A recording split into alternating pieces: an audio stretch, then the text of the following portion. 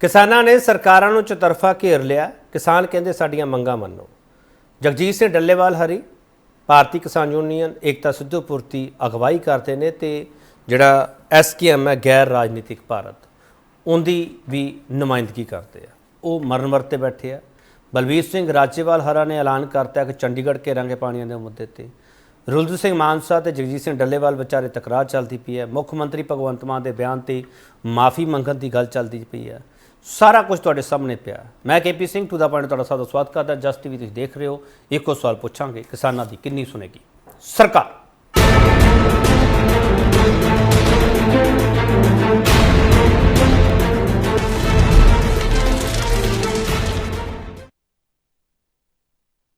किसान कहते की है, पहला सुन लीजिए। पंजाब च 3 हिस्सों च 3 सैमीनार करवाए जान जिथे माहर इन्होंने मुद्दों के उत्ते अपनी राय रखन, लोगों को पता लगे पानी की कितनी लोड़ है, कितनी महत्ता है, की कुछ साडे नाल हुण तक होया ते सानूं किस पासे मूव करना चाहिए। वो तिल तिल करके मरन ਉਹਦੇ ਨਾਲੋਂ ਬਿਹਤਰ ਅਸੀਂ ਸਮਝਦੇ ਹਾਂ। ਜੇ ਸਰਕਾਰ ਨੇ ਸੁਣਨਾ ਹੀ ਨਹੀਂ ਉਹਨਾਂ ਦਾ ਤਾਂ ਅਸੀਂ ਉਹਨਾਂ ਦੇ ਆਗੂ ਹਾਂ। ਸਾਡੀ ਜ਼ਿੰਮੇਵਾਰੀ ਬਣਦੀ ਹੈ ਫਿਰ ਉਹਨਾਂ ਤੋਂ ਪਹਿਲਾਂ ਅਸੀਂ ਮਰੀਏ। ਸਾਨੂੰ ਜੇ ਲੀਡਰਾਂ ਨੇ ਲੜਨਾ ਹੈ, ਸਾਨੂੰ 3 ਗੱਲਾਂ ਤੋਂ ਡਰਨਾ ਨਹੀਂ ਚਾਹੀਦਾ। ਮੁਕੱਦਮੇ ਤੋਂ, ਜੇਲ੍ਹ ਤੋਂ ਤੇ ਮਰਨ ਤੋਂ। ਅਸੀਂ ਮਰਾਂਗੇ ਸਰਕਾਰ ਨਾਲ ਲੜ ਕੇ, ਅਸੀਂ ਭੁੱਖੇ ਮਰ ਕੇ ਨਹੀਂ ਮਰਾਂਗੇ। ਵੱਡਾ ਸਵਾਲ ਜਿਹੜਾ ਅਸੀਂ ਪੁੱਛ ਰਹੇ, ਵੱਡਾ ਸਵਾਲ ਅਸੀਂ ਇਹ ਪੁੱਛ ਰਹੇ, ਕਿਸਾਨਾਂ ਦੇ ਸੰਘਰਸ਼ਾਂ ਨਾਲ ਨਜਿੱਠਣਾ ਸਰਕਾਰ ਲਈ ਚੁਣੌਤੀ ਕਿਉਂ? ਵੱਡਾ ਸਵਾਲ ਇਹੀ ਹੈ ਤੇ ਇਸੇ ਤੇ ਬਹਿਸ ਹੋਵੇਗੀ। ਜਿਹੜਾ ਪੈਨਲ ਸਾਡੇ ਨਾਲ ਤੁਹਾਡਾ ਤਾਰਫ ਕਰਾਉਣਾ ਤੇ ਉਸ ਤੋਂ ਬਾਅਦ ਡਿਬੇਟ ਓਪਨ ਹੋ ਜਾਵੇਗੀ। ਜਸਵੀਰ ਸਿੰਘ ਸਿੱਧੂਪੁਰ ਭਾਰਤੀ ਕਿਸਾਨ ਯੂਨੀਅਨ ਏਕਤਾ ਸਿੱਧੂਪੁਰ ਤੇ ਅਗਵਾਈ ਕਰਦੇ ਨੇ, ਮੀਤ ਪ੍ਰਧਾਨ ਨੇ ਸੂਬੇ ਦੇ ਤੇ SKM ਗੈਰ ਰਾਜਨੀਤਿਕ ਭਾਰਤੀ ਨੁਮਾਇੰਦਗੀ ਕਰਦੇ ਆ। ਜਸਵੀਰ ਸਿੰਘ ਜੀ ਤੁਹਾਡਾ ਬਹੁਤ ਸਵਾਗਤ ਹੈ ਸਰ। ਥੈਂਕ ਯੂ, ਧੰਨਵਾਦ। ਜਗਤਾਰ ਸਿੰਘ ਜਿਹੜਾ ਆਮ ਆਦਮੀ ਪਾਰਟੀ ਸਪੋਕਸਪਰਸਨ ਹੈ, ਅਕਸਰ ਕਿਸਾਨਾਂ ਦੇ ਹਿੱਤ ਦੀਆਂ ਗੱਲਾਂ ਕਰਨ ਵਾਸਤੇ, ਹੁਣ ਕਿਸਾਨਾਂ ਦੇ ਹਿੱਤ ਦੇ काम करने वास्ते मन्ने जाते हैं, पर पार्टी लाइन की कहते हो समझने की कोशिश करेंगे। संघेड़ा साहब थोड़ा बहुत स्वागत है sir. Doctor Sanjay Kanwal Bharatiya Janata party spokesperson है, ये कहते किसानों लिए जिन्ना काम असी कर रहे हैं कोई सरकार नहीं करती सी, तो हुण किसान कहते हैं कि पंजाब सरकार नहीं सुनती पी तो सूबा सरकार कहती है केंद्र साड़ी नहीं सुनती पी, विच विचाले फसे हुए हैं किसान। संजय कंवल समझने की कोशिश करेंगे बाहर किवें निकलेंगे। संजय कंवल थोड़ा बहुत स्वागत है। कंवलजीत पंजाब किसान यूनियन की नुमाइंदगी करते हैं तो CPI-ML के भी नुमाइंदे है। कंवलजीत हरां की जी ढेर है ਉਹ ਇੱਕ ਵੱਖਰਾ ਮੋਰਚਾ ਲਾਉਣ ਦੀ ਤਿਆਰੀ 'ਚ ਬੈਠੀ ਹੋਈ ਹੈ ਤੇ ਇਹਨਾਂ ਸਮਝਣ ਦੀ ਕੋਸ਼ਿਸ਼ ਕਰਾਂ ਕਿ ਡੱਲੇਵਾਲ ਹਰਾਣਾ ਇਹਨਾਂ ਦਾ ਕੀ ਗੁੰਝਲ ਪੈ ਗਈ ਹੈ ਤੇ ਜਿਹੜਾ ਮੋਰਚਾ ਲਾਉਣਾ ਉਹਦੇ ਨਾਲ ਮਸਲੇ ਹੱਲ ਨਿਕਲੇਗਾ। ਕਮਲ ਜੀ ਤੁਹਾਡਾ ਬਹੁਤ ਸਵਾਗਤ ਹੈ। ਜਗਤਾਰ ਸਿੰਘ ਸੰਘੇੜਾ, ਤੁਸੀਂ ਹਰ ਪਲੇਟਫਾਰਮ ਤੇ ਕਿਹਾ ਕਿ ਅਸੀਂ ਆਹ ਕੀਤਾ ਕਿਸਾਨਾਂ ਲਈ। ਮੈਂ ਸਰ ਇਹ ਪੁੱਛ ਰਿਹਾ ਕਿ ਗੱਲ ਕਿੱਥੇ ਅੜੀ ਹੋਈ ਹੈ? ਜਗਤਾਰ ਸਿੰਘ ਸੰਘੇੜਾ, ਹਾਲ ਦੀ ਘੜੀ KP ਸਿੰਘ ਜੀ ਗੱਲ ਇੱਥੇ ਹੀ ਸੀਗੀ ਕਿ ਜੋ ਵੀ ਕਿਸਾਨ ਨੇਤਾਵਾਂ ਨਾਲ ਮੁੱਖ ਮੰਤਰੀ ਸਾਹਿਬ ਦੀਆਂ ਮੀਟਿੰਗਸ ਹੋਈਆਂ ਤੇ ਮੁੱਖ ਮੰਤਰੀ ਸਾਹਿਬ ਨੇ ਤਾਂ ਕਿਸੇ ਵੀ ਜਥੇਬੰਦੀ ਨੂੰ ਨਾ ਹੀ ਨਹੀਂ ਕੀਤੀ, ਕਦੀ ਹੁਣ ਵੀ ਨਹੀਂ ਨਾ ਕੀਤੀ। ਔਰ ਜਿਹੜੀਆਂ ਵੀ ਜਥੇਬੰਦੀਆਂ ਆਈਆਂ ਉਹਨਾਂ ਦੀਆਂ ਜਿਹੜੀਆਂ ਮੰਗਾਂ ਸੀਗੀਆਂ ਡਿਸਕਸ਼ਨ ਤੋਂ ਬਾਅਦ ਜਿਨ੍ਹਾਂ ਤੇ ਸਹਿਮਤੀ ਹੋਈ ਆ ਉਹਨਾਂ ਤੇ ਮੰਨ ਲਈਆਂ ਗਈਆਂ ਜਿਹੜੀਆਂ ਵੀ ਜ਼ਰੂਰੀ ਸੀਗੀਆਂ। ਔਰ ਉਸ ਤੋਂ ਬਾਅਦ ਇੱਕ ਕਿਸਾਨ ਜਥੇਬੰਦੀ ਨੇ ਮੁੱਖ ਮੰਤਰੀ ਸਾਹਿਬ ਦੇ ਘਰ ਦੇ ਮੂਹਰੇ ਧਰਨਾ ਲਗਾਤਾ ਅਣਮਿੱਥੇ ਸਮੇਂ ਲਈ ਕਿ ਇਹ ਸਾਨੂੰ ਲਿਖਤੀ ਚਾਹੀਦਾ ਆ, ਜਦ ਕਿ ਉਹਨੂੰ ਲਾਗੂ ਕਰਨ ਦਾ ਪ੍ਰੋਸੀਜਰ ਵੀ ਨਾਲੋਂ ਨਾਲ ਸ਼ੁਰੂ ਹੋਇਆ ਆ ਤੇ ਉਹ ਲਿਖਤੀ ਵੀ ਬਾਅਦ ਵਿੱਚ ਦੇ ਦਿੱਤਾ। ਹੁਣ ਫਿਰ ਡੱਲੇਵਾਲ ਸਾਹਿਬ ਨੇ ਥੋੜੀ ਜਿਹਾ ਟਕਰਾਅ ਦੀ ਸਥਿਤੀ ਪੈਦਾ ਕਰਤੀ ਤੇ ਨਾਲੇ ਕਿਸੇ ਦੇ ਸਿਰ ਚੜ ਕੇ ਥੋੜੀ ਕੁਛ ਕਰਨਾ ਚਾਹੀਦਾ। ਉਹਨਾਂ ਨੇ ਮਰਨ ਵਰਤ ਰੱਖਤਾ। ਗੱਲ ਸਿਰਫ ਇੰਨੀ ਕੁ ਸੀਗੀ ਕਿ ਐਡਾ ਵੱਡਾ ਸਟੈਪ ਲੈਣ ਤੋਂ ਪਹਿਲਾਂ ਸੋਚਣਾ ਚਾਹੀਦਾ ਹੈ। ਗੱਲ ਸਿਰਫ ਇੰਨੀ ਕੁ ਸੀਗੀ ਕਿ ਆਮ ਲੋਕਾਂ ਦਾ ਰਸਤਾ ਨਾ ਰੋਕਿਆ ਜਾਵੇ, ਕਿਉਂਕਿ ਕਈ ਮੰਗਾਂ ਵਿੱਚ ਥੋੜੇ ਜਿਹਾ ਇੰਪਲੀਮੈਂਟੇਸ਼ਨ ਵਿੱਚ ਤੇ ਐਲਾਨ ਵਿੱਚ ਥੋੜਾ ਬਹੁਤ ਫਰਕ ਰਹਿ ਜਾਂਦਾ ਆ। ਜਾਂ ਤਾਂ ਆਮ ਆਦਮੀ ਪਾਰਟੀ ਦੀ ਸਰਕਾਰ ਨੇ ਕੋਈ ਕੰਮ ਨਾ ਕੀਤਾ ਹੋਵੇ ਫਿਰ ਵੀ ਹੈ। ਅਸੀਂ ਰੈਗੂਲਰਲੀ ਮੰਗਾਂ ਮੰਨ ਰਹੇ ਹਾਂ, ਉਹਨਾਂ ਨੂੰ ਲਾਗੂ ਕਰ ਰਹੇ ਹਾਂ, ਚਾਹੇ ਉਹ ਖਰਾਬੇ ਦੀ ਗੱਲ ਹੈ, ਚਾਹੇ ਉਹ ਗੰਨੇ ਦੇ ਬਕਾਏ ਦੇਣ ਦੀ ਗੱਲ ਹੈ।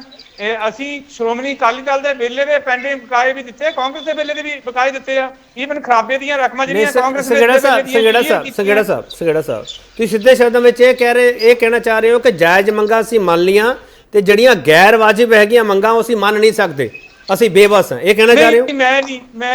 ਮੈਂ ਨਹੀਂ ਇਹ ਕਹੂੰਗਾ। ਮੈਂ ਕਿਸਾਨ ਵੀਰਾਂ ਬਾਰੇ ਜਾਂ ਕਿਸਾਨ ਭਰਾਵਾਂ ਬਾਰੇ ਨਹੀਂ ਕਹੂੰਗਾ। ਸਾਡੀ ਸਰਕਾਰ ਵੀ ਨਹੀਂ ਇਹ ਕਹਿੰਦੀ। ਫਾਰਮਰ ਫਰੈਂਡਲੀ ਸਰਕਾਰ ਹੈ ਔਰ ਖੇਤੀ ਕਿੱਤਾ ਹੀ ਇਹੋ ਜਿਹਾ ਆ। ਮੈਂ ਆਪਣੀ MSc PhD ਚ ਪੜ੍ਹਿਆ ਆ ਕਿ ਖੇਤੀ ਕਿੱਤੇ ਨੂੰ ਤਾਂ ਅਮਰੀਕਾ ਵਰਗੀਆਂ ਸਰਕਾਰਾਂ ਵੀ ਬਹੁਤ ਸਪੋਰਟ ਕਰਦੀਆਂ, ਜਿੱਥੇ ਉਹ ਪ੍ਰਾਈਵੇਟਾਈਜੇਸ਼ਨ ਦਾ ਰੌਲਾ ਪਾਉਂਦੇ ਆ। ਸਾਨੂੰ ਕਹਿੰਦੇ ਸਬਸਿਡੀਆਂ ਬੰਦ ਕਰੋ WTO ਰਾਹੀਂ, ਤੇ ਆਪ 70% ਤੱਕ ਵੀ ਸਬਸਿਡੀ ਦਿੰਦੇ ਆ। ਖੇਤੀ ਦਾ ਕਿੱਤਾ ਹੀ ਇਹੋ ਜਿਹਾ ਐਗਰੀਕਲਚਰ ਇਕਨੋਮਿਕਸ ਇਹ ਕਹਿੰਦੀ ਠੀਕ ਹੈ, ਮੈਂ ਵਾਪਸ ਆ ਜਾਊਂ। ਕਿਸਾਨਾਂ ਦੀਆਂ ਕੋਈ ਗੈਰ ਵਾਜਬ ਮੰਗਾਂ ਨਹੀਂ ਹੈਗੀਆਂ ਔਰ ਮੰਗਾਂ ਮੰਨੀਆਂ ਹੋਈਆਂ ਆ। ਕਈ ਮੰਗਾਂ ਨੂੰ ਕਈ ਚੀਜ਼ਾਂ ਨੂੰ ਇੰਪਲੀਮੈਂਟ ਕਰਨ ਲਈ ਟਾਈਮ ਲੱਗਦਾ ਹੁੰਦਾ ਹੈ। ਚਲੋ ਠੀਕ ਤੇ ਹੈ, ਬਾਕੀ ਕਈ ਵਾਰੀ ਥੋੜੀ ਜਿਹੀ ਟਕਰਾਅ ਦੀ ਸਥਿਤੀ ਦੇ ਵਿੱਚ ਫਿਰ ਮੰਗਾਂ ਉਦਾਂ ਵੀ ਹੋ ਜਾਂਦੀਆਂ ਠੀਕ ਹੈ ਸਰ, ਜਿਹੜੀਆਂ ਠੀਕ ਹੈ ਨਹੀਂ ਮਤਲਬ ਠੀਕ ਹੈ। ਜਸਵੀਰ ਸਿੰਘ ਜੀ ਤੁਸੀਂ ਟਕਰਾਅ ਵਾਲੀ ਸਥਿਤੀ ਕਿਉਂ ਪੈਦਾ ਕਰਤੀ? ਸਰਕਾਰ ਕਹਿੰਦੀ ਹੈ ਨਾ ਸਾਨੂੰ ਵਕਤ ਦਿਓ, ਅਸੀਂ ਮੰਗਾਂ ਮੰਨ ਰਹੇ ਹਾਂ। 7 ਮਹੀਨੇ ਹੋ ਗਏ ਸਰਕਾਰ ਨੂੰ ਆਈ ਨੂੰ ਸੱਤਾ ਦੇ, ਤੇ ਇਹਨਾਂ ਨੇ ਜੋ ਕਿਹਾ ਅਸੀਂ ਉਹੀ ਕਰਿਆ। ਕਿਸਾਨ ਕਦੇ ਵੀ ਆਪਣੀ ਮਨਮਰਜ਼ੀ ਨਹੀਂ ਕਰਦਾ। ਪਹਿਲਾਂ ਵੀ ਜਿਹੜੀਆਂ ਸਰਕਾਰਾਂ ਜਿਵੇਂ ਦਾ ਸਾਨੂੰ ਖਾਦ ਦਵਾਈਆਂ ਪਾਉਣ ਲਈ ਕਿਹਾ ਸੀ ਅਸੀਂ ਉਵੇਂ ਹੀ ਕਰਦੇ ਰਹੇ, ਤੇ ਅੰਨ ਭੰਡਾਰ ਦੇ ਵਿੱਚ ਬਹੁਤ ਸਾਰਾ ਹਿੱਸਾ ਪੰਜਾਬ ਦੇ ਕਿਸਾਨਾਂ ਨੇ ਪਾਇਆ। ਹੁਣ ਵੀ ਇਹਨਾਂ ਨੇ ਸਾਨੂੰ ਆਖਿਆ ਸੀ ਕਿ ਤੁਸੀਂ ਜਦੋਂ ਜੀਰੀ ਦੀ ਲਵਾਈ ਸੀ, ਝੋਨੇ ਦੀ ਲਵਾਈ ਸੀ, ਕਿ ਉਹ ਤੁਸੀਂ ਆਪਣੀ ਫਸਲਾਂ ਦੇ ਵਿੱਚ ਵਿਭਿੰਨਤਾ ਲਿਆਓ, ਮੱਕੀ ਬੀਜੋ, ਆਪਣੇ ਬਾਸਮਤੀ ਲਾਓ, ਤੇ ਮੂੰਗੀ ਦੀ ਫਸਲ ਲਾਓ, ਤੇਲ ਬੀਜਾਂ ਦੀ ਫਸਲ ਲਾਓ। ਅਸੀਂ ਤੇਲ ਬੀਜਾਂ ਦੀਆਂ ਫਸਲਾਂ ਤੇ MSP ਦੇਵਾਂਗੇ।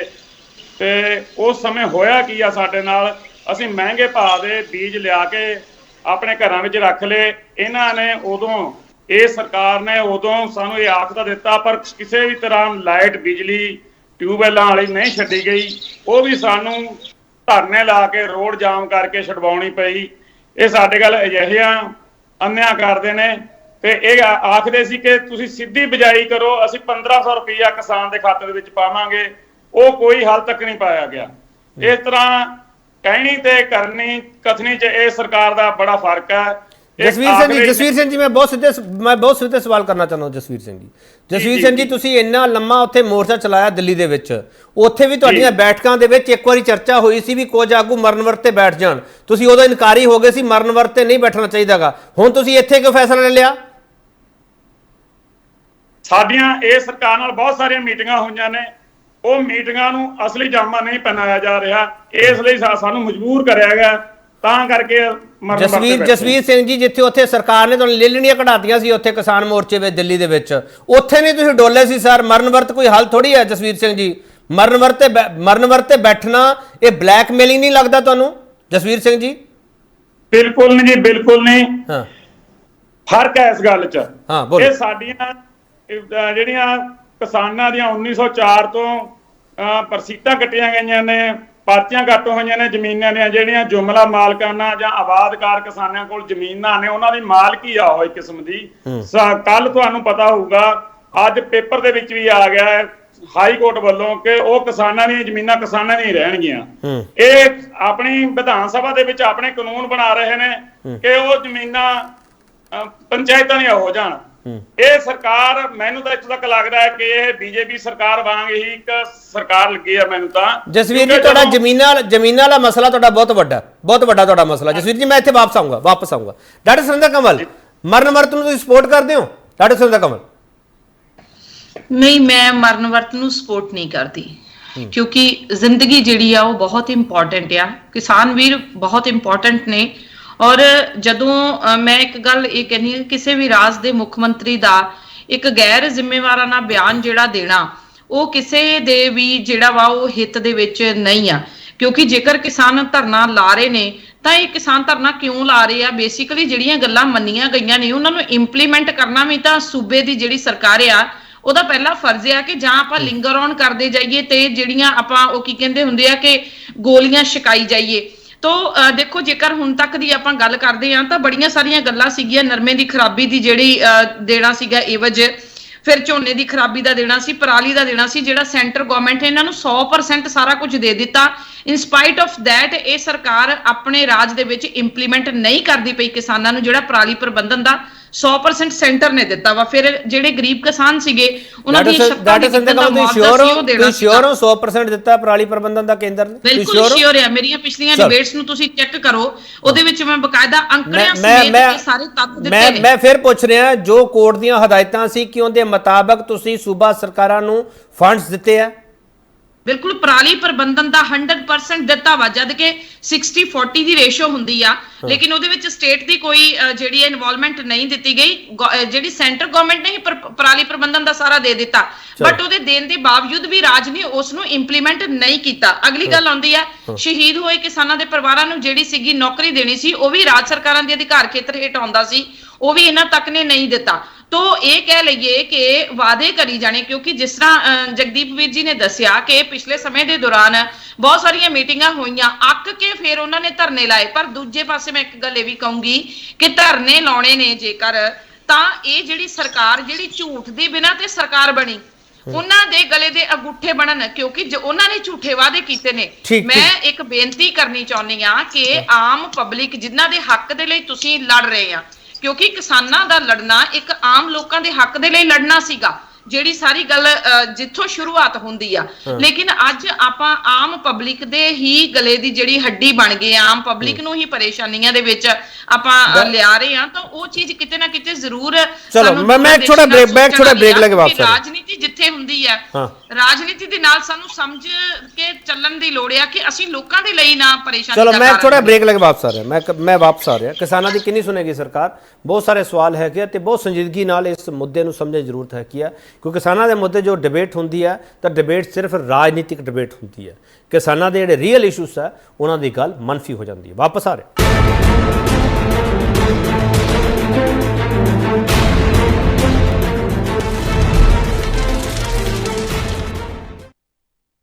एक बार फिर थोड़ा स्वागत करते किसानों की किन्नी सुनेगी सरकार। बड़ा सवाल है किसानों के संघर्ष नजिठना सरकार लिए चुनौती क्यों? कमलजीत जी तुसीं बहुत सुलझे हुए हो। कमलजीत जी सवाल यह है कि तुसीं ਵੱਖਰੇ तौर पर एक मोर्चा लाने तैयार बैठे हो, तुसीं इलैक्शन में गए, सारे सवाल तुहाडे अगे पे है। कमलजीत जी की तुहानूं लगदा कि इस मौके ते तुहानूं वो शिकवे भुला के एकजुट हो जाना चाहिए? कमलजीत क्योंकि मैं मेरा सवाल पूरा हो लैन दो। कमलजीत मेरा सवाल पूरा हो लैन दो। तुहाडी फुट दा फायदा उठा रहा कोई, ये तुसीं लभो कौन उठा रहा? जी बिल्कुल, ਜਦੋਂ ਵੀ ਕਿਸਾਨੀ ਦੇ ਵਿੱਚ ਫੁੱਟ ਪਈ ਹੈ ਉਹਦਾ ਹਮੇਸ਼ਾ ਹੀ ਫਾਇਦਾ ਜਿਹੜਾ ਹੈਗਾ ਉਹ ਰਾਜ ਕਰਦੀਆਂ ਧਿਰਾਂ ਜਿਹੜੀਆਂ ਨੇ, ਉਹ ਚਾਹੇ ਕੇਂਦਰ ਸਰਕਾਰ ਹੋਵੇ ਚਾਹੇ ਉਹ ਸਟੇਟ ਦੀ ਸਰਕਾਰ ਹੋਵੇ, ਉਹਨੇ ਉਠਾਇਆ। ਤੇ ਲਾਜ਼ਮੀ ਤੌਰ ਦੇ ਉੱਤੇ ਕਿਸਾਨਾਂ ਨੇ ਜੇ ਪਹਿਲਾਂ ਵੀ ਜਿੱਤ ਹਾਸਲ ਕੀਤੀ ਹੈ ਤਾਂ ਉਹ ਆਪਣੇ ਏਕੇ ਦੇ ਸਿਰ ਤੇ ਹੀ ਕੀਤੀ ਹੈ। ਹੁਣ ਵੀ ਜੇ ਕਿਸੇ ਕਿਸਮ ਦੀ ਜਿੱਤ ਹੋਊਗੀ ਤਾਂ ਸਾਡੇ ਏਕੇ ਦੇ ਸਿਰ ਤੇ ਹੀ ਹੋਊਗੀ। 26 ਤਰੀਕ ਨੂੰ ਸਾਰੇ ਪੰਜਾਬ ਤੋਂ ਅਸੀਂ ਸੰਯੁਕਤ ਕਿਸਾਨ ਮੋਰਚੇ ਵੱਲੋਂ 26 ਨਵੰਬਰ ਉਹ ਦਿਨ ਹੈ ਜਿਸ ਦਿਨ ਅਸੀਂ ਦਿੱਲੀ ਗਏ ਸੀ, ਦਿੱਲੀ ਦੀਆਂ ਬਰੂਹਾਂ ਨੂੰ ਜਾ ਕੇ ਘੇਰਿਆ ਸੀਗਾ।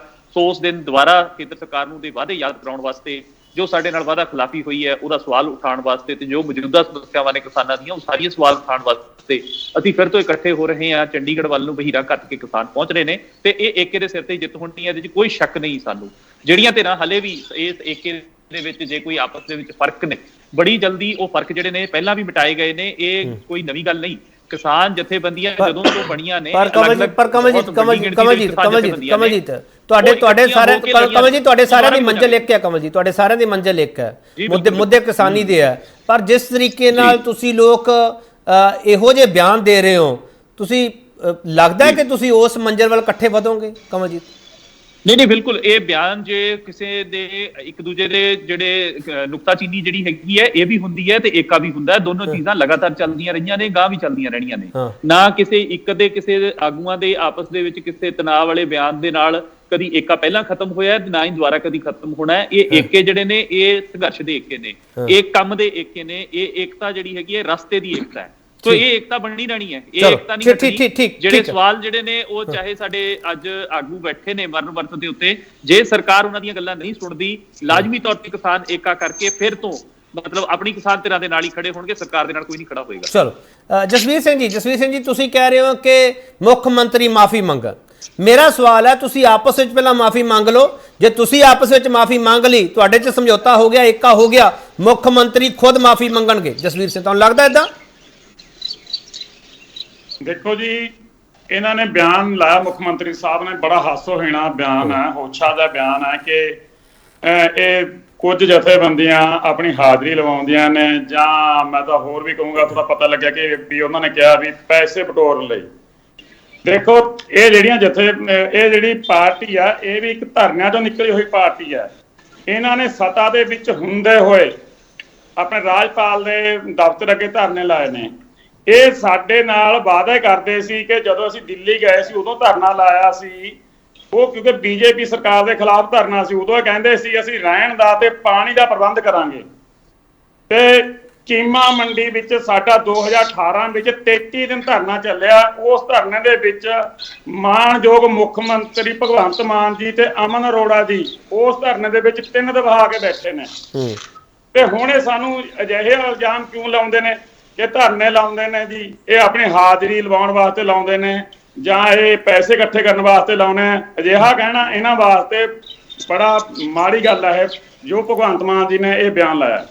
ਜਸਵੀਰ ਜੀ, ਮੈਂ ਤਾਂ ਇਹ ਕਹਿ ਰਿਹਾ ਨਾ, ਕਿਸਾਨ ਯੂਨੀਅਨ 'ਚ ਏਕਾ ਹੋ ਜਾਵੇ, ਮੁੱਖ ਮੰਤਰੀ ਨੂੰ ਆਪੇ ਤੁਹਾਡੀਆਂ ਮੰਗਾਂ ਦੇ ਅੱਗੇ ਉਹ ਸਿਰ ਝੁਕਾਉਣਾ ਪਊਗਾ। ਤੁਹਾਨੂੰ ਲੱਗਦਾ ਜਸਵੀਰ ਸਿੰਘ ਕਿ ਨਹੀਂ ਲੱਗਦਾ? ਦੇਖੋ ਜੀ, ਇਹ ਤਾਂ ਆਉਣ ਵਾਲਾ ਸਮਾਂ ਦੱਸੇਗਾ ਕਿ ਏਕਾ ਹੋ ਸਕਦਾ ਜਾਂ ਨਹੀਂ ਹੋ ਸਕਦਾ। ਅਸੀਂ ਤਾਂ ਏਕਾ ਕਰਨ ਨੂੰ ਤਿਆਰ ਹਾਂ। ਪਹਿਲਾਂ ਵੀ ਸਿੱਧੂਪੁਰ ਜਥੇਬੰਦੀ ਇੱਕ ਅਜਿਹੀ ਜਥੇਬੰਦੀ ਆ ਜਿਹੜੀਆਂ ਨੇ ਸਾਰੀਆਂ ਜਥੇਬੰਦੀਆਂ ਨੂੰ ਹੌਲੀ ਹੌਲੀ ਕਰਦਿਆਂ ਇਕੱਠੇ ਕਰਕੇ ਦਿੱਲੀ ਵੱਲ ਨੂੰ ਕੂਚ ਕਰਿਆ ਸੀ। ਤੁਸੀਂ ਜਸਵੀਰ ਸਿੰਘ ਜੀ ਇੱਕ ਦੱਸ ਸਕਦੇ ਹੋ, ਜਿਹੜਾ ਤੁਸੀਂ ਦਿੱਲੀ ਵਿੱਚ ਮੋਰਚਾ ਲਾਇਆ ਸੀਗਾ, ਉਹਦਾ ਪੈਸਿਆਂ ਦਾ ਹਿਸਾਬ ਕਿਤਾਬ ਹੋ ਚੁੱਕਿਆ ਸਾਰਾ? ਤੁਹਾਨੂੰ ਇਹ ਸਵਾਲ ਮੇਰਾ ਕੋੜਾ ਲੱਗੂਗਾ ਸਰ ਜਸਵੀਰ ਸਿੰਘ ਜੀ। ਦੇਖੋ, ਉਹ ਸਾਡੇ ਆਪਣੇ ਜਥੇਬੰਦੀ ਹਰਮੀਤ ਕਾਦੀਆਂ ਜੀ ਆ, ਉਹਨਾਂ ਦੀ ਡਿਊਟੀ ਲੱਗੀ ਸੀ ਕਿ ਜੋ ਵੀ ਪੈਸਾ ਉਹਨਾਂ ਨੇ ਸਾਂਭਣਾ ਸੀ ਉਹ ਉਹਨਾਂ ਨੇ ਸੰਭਾਲਿਆ। ਜੋ ਉਹਨਾਂ ਨੇ ਪੈਸਾ ਵੰਡ ਕੇ ਸਾਨੂੰ ਦਿੱਤਾ ਸੀ ਉਹ ਡੱਲੇਵਾਲ ਸਾਹਿਬ ਨੇ ਕੱਲਾ ਕੱਲਾ ਲਿਖ ਕੇ ਆਪਣੇ YouTube ਤੇ ਵੀ ਪਾਤਾ ਹੈ ਤੇ ਕਈ ਵਾਰ ਉਹ ਲਿਖਿਆ ਹੋਇਆ ਸਾਹਮਣੇ ਕਰਤਾ ਹੈ ਕਿ ਆਹ ਦੇਖੋ ਆਹ ਫਲਾਣੀ ਜਗ੍ਹਾ ਇੰਨੇ ਖਰਚ ਆਏ ਨੇ। ਉਹ ਵੀ ਇਹਨਾਂ ਨੂੰ ਪੁੱਛ ਕੇ ਖਰਚੇ ਗਏ ਨੇ, ਨਾ ਕਿ ਡੱਲੇਵਾਲ ਸਾਹਿਬ ਨੇ ਆਪਣੀ ਮਰਜ਼ੀ ਨਾਲ ਜੇ ਖਰਚੇ ਨੇ, ਆਪਣੀ ਮਰਜ਼ੀ ਨਾਲ ਨਹੀਂ ਖਰਚੇ। ਉਹ ਪੈਸਾ ਹੁਣ ਕਿੱਥੇ ਪਿਆ ਜਿਹੜਾ ਬਚਿਆ ਸਰ? ਉਹ ਹਰਮੀਤ ਕਾਦੀਆਂ ਹੀ ਦੱਸ ਸਕਦੇ ਨੇ ਜੀ, ਜਿਹੜਾ ਦੀ ਜ਼ਿੰਮੇਵਾਰੀ ਸੀ। ਠੀਕ ਹੈ ਕਮਲਜੀਤ ਜੀ, ਤੁਸੀਂ ਇਸ ਤੇ ਟੇਕ ਦੇਣਾ ਚਾਹੁੰਦੇ ਹੋ? ਜੀ ਸਰ, ਮੇਰਾ ਇਹ ਮੰਨਣਾ ਹੈ ਜਿਵੇਂ ਇਹਨਾਂ ਨੇ ਜਨਾਬ ਨੇ ਕਿਹਾ, ਬਿਲਕੁਲ ਜਸਵੀਰ ਜੀ ਨੇ ਉਹਨਾਂ ਨੇ ਠੀਕ ਕਿਹਾ ਕਿ ਅੱਗੇ ਚੱਲ ਕੇ ਕਦੀ ਵੀ ਏਕਾ ਜਿਹੜਾ ਬਣ ਜਾਏਗਾ, ਆਮ ਜਿਹੜਾ ਆਉਣ ਵਾਲਾ ਸਮਾਂ ਦੱਸੇਗਾ। ਬਲਕਿ ਮੈਨੂੰ ਥੋੜਾ ਜਿਹਾ ਜ਼ਿਆਦਾ ਭਰੋਸਾ ਲੱਗਦਾ ਹੈ ਕਿ ਏਕਾ ਜਿਹੜਾ ਜਦੋਂ ਵੀ ਸੰਕਟ ਆਇਆ ਕਿਸਾਨੀ ਦੇ ਉੱਤੇ, ਉਦੋਂ ਸੰਕਟ ਦੇ ਜਵਾਬ ਦੇ ਵਿੱਚ ਕਿਸਾਨੀ ਜਿਹੜੀ ਹੈ ਉਹ ਹਮੇਸ਼ਾ ਏਕਾ ਕਰਦੀ ਹੈ। ਆਮ ਦਿਨਾਂ ਦੇ ਵਿੱਚ ਹਮੇਸ਼ਾ ਵੱਖ-ਵੱਖ ਜਥੇਬੰਦੀਆਂ ਦਾ ਅਲੱਗ-ਅਲੱਗ ਥਾਵਾਂ ਦੇ ਉੱਤੇ ਆਪਣਾ ਕੰਮ ਦਾ ਖੇਤਰ ਹੈ। ਉੱਥੇ ਦੀਆਂ ਸਮੱਸਿਆਵਾਂ ਨੂੰ ਲੈ ਕੇ ਜਿਹੜੀ ਜਥੇਬੰਦੀ ਦੀ ਜਿੱਥੇ ਪਕੜ ਹੁੰਦੀ ਹੈ ਉਹ ਆਪਣੇ ਪੱਧਰ ਦੇ ਉੱਤੇ। ਨਹੀਂ ਕਮਲ ਜੀ, ਮੇਰਾ ਸਵਾਲ ਸੀ, ਕਮਲ ਜੀ ਮੇਰਾ ਸਵਾਲ ਇਸ ਕਰਕੇ ਹੈ, ਮੁੱਖ ਮੰਤਰੀ ਨੇ ਜੇ ਫੰਡ ਵਾਲਾ ਸਵਾਲ ਚੁੱਕਿਆ ਤੇ ਹੋ ਸਕਦਾ ਤੁਹਾਡੇ ਜਿਹੜੀ ਆ ਫੁੱਟ ਪਈ ਵੀ ਹੈ ਕਿ ਫੰਡ ਵਾਲੇ ਸਵਾਲ ਤੁਸੀਂ ਆਪ ਖੜੇ ਕੀਤੇ ਆ, ਇਸ ਕਰਕੇ ਨਾ ਚੁੱਕਤਾ ਹੋਏ ਮੁੱਖ ਮੰਤਰੀ ਨੇ ਉਠਾਉਂਦੀਆਂ ਨੇ ਸਵਾਲ, ਤੇ ਉਹ ਬਾਕੀ ਜਥੇਬੰਦੀਆਂ ਜਿਹੜੀਆਂ ਨੇ ਜਦੋਂ ਲੋੜ ਪੈਂਦੀ ਹੈ ਨਾਲ ਖੜੀਆਂ ਹੁੰਦੀਆਂ ਨੇ। ਮੈਨੂੰ ਲੱਗਦਾ ਤੁਸੀਂ ਇਹਦੀ ਕਲੈਰੀਫਿਕੇਸ਼ਨ ਕੋਈ ਵੀ ਜਥੇਬੰਦੀ ਨਹੀਂ ਦੇਣਾ ਚਾਹੁੰਦੇ। ਮੈਨੂੰ ਲੱਗਦਾ ਮੈਂ ਤੁਹਾਡੀ ਆਵਾਜ਼ ਨਹੀਂ ਸੁਣ ਪਾ ਰਿਹਾ। ਹਾਂ ਕਮਲਜੀਤ, ਮੇਰਾ ਸਿੱਧਾ ਸਵਾਲ ਆ ਕਮਲਜੀਤ, ਤੁਸੀਂ ਐਡਾ ਵੱਡਾ ਸੰਘਰਸ਼ ਕੀਤਾ ਉੱਥੇ ਦਿੱਲੀ ਦੇ ਵਿੱਚ, ਉਦੋਂ ਫੰਡਸ ਜਿਹੜੇ ਇਕੱਠੇ ਹੋਏ ਸੀਗੇ, ਜਿਹੜੇ ਉਹ ਫੰਡਸ ਤੇ ਤੁਸੀਂ ਆਪ ਲੋਕਾਂ ਨੇ ਸਵਾਲ ਖੜੇ ਕੀਤੇ ਆ, ਹੋ ਸਕਦਾ ਮੁੱਖ ਮੰਤਰੀ ਨੇ ਉਹਨਾਂ ਨੂੰ ਧਿਆਨ ਵਿੱਚ ਰੱਖਦਿਆਂ ਹੋਏ ਬਿਆਨ ਦੇਤਾ। ਕਮਲਜੀਤ, ਤੁਸੀਂ ਹੁਣ ਕਹਿ ਰਹੇ ਮਾਫੀ ਮੰਗੇ ਮੁੱਖ ਮੰਤਰੀ? ਮੈਨੂੰ ਲੱਗਦਾ ਮੇਰੀ ਆਵਾਜ਼ ਆ ਰਹੀ ਹੈ ਕਿ ਨਹੀਂ? ਚਲੋ ਮੈਂ ਵਾਪਸ ਆ ਜਾਊਂ ਕਮਲਜੀਤ, ਵਾਪਸ ਆ ਜਾਊਂ, ਮੈਂ ਛੋਟਾ ਬ੍ਰੇਕ ਲੈਣਾ, ਬ੍ਰੇਕ ਤੋਂ ਵਾਪਸ ਆਊਂਗਾ। ਕਿਸਾਨ ਸੰਘਰਸ਼ ਤੇ ਸਰਕਾਰ, ਬਹੁਤ ਸਾਰੇ ਸਵਾਲ ਆ ਤੇ ਸਵਾਲਾਂ ਨੂੰ ਸੰਜੀਦਗੀ ਨਾਲ ਸਮਝਣ ਦੀ ਜ਼ਰੂਰਤ ਹੈ ਕੀ ਹੈ, ਕਿਹੜੀ ਧਿਰ ਕਿੰਨੀ ਸਹੀ ਹੈ ਕੀ ਹੈ, ਕਿਹੜੀ ਧਿਰ ਕਿੰਨੀ ਗਲਤ ਹੈਗੀ ਹੈ, ਬਿਆਨ ਕਿੰਦਾ ਸਹੀ ਹੈ, ਬਿਆਨ ਕਿੰਨਾ ਗਲਤ ਹੈ, ਉਸ ਦੇ ਵਿਚਾਲੇ ਕਿਸਾਨੀ ਦੀਆਂ ਮੰਗਾਂ ਜਿਹੜੀਆਂ ਹੈਗੀਆਂ ਉਹ ਸ਼ਾਇਦ ਉਸ ਵਾਵਰੋੜੇ ਦੇ ਵਿੱਚ ਮਿਸ ਕੀਤੀਆਂ ਜਾ ਰਹੀਆਂ ਜਾਂ ਉਹਨਾਂ ਦੀ ਗੱਲ ਨਹੀਂ ਕੀਤੀ ਜਾ ਰਹੀ, ਉਹ ਆਊਟ ਹੋ ਰਹੀਆਂ ਤੇ ਗੱਲ ਕੁਝ ਹੋਰ ਹੀ ਕੀਤੀ ਜਾ ਰਹੀ। ਵਾਪਸ ਆ ਰਹੇ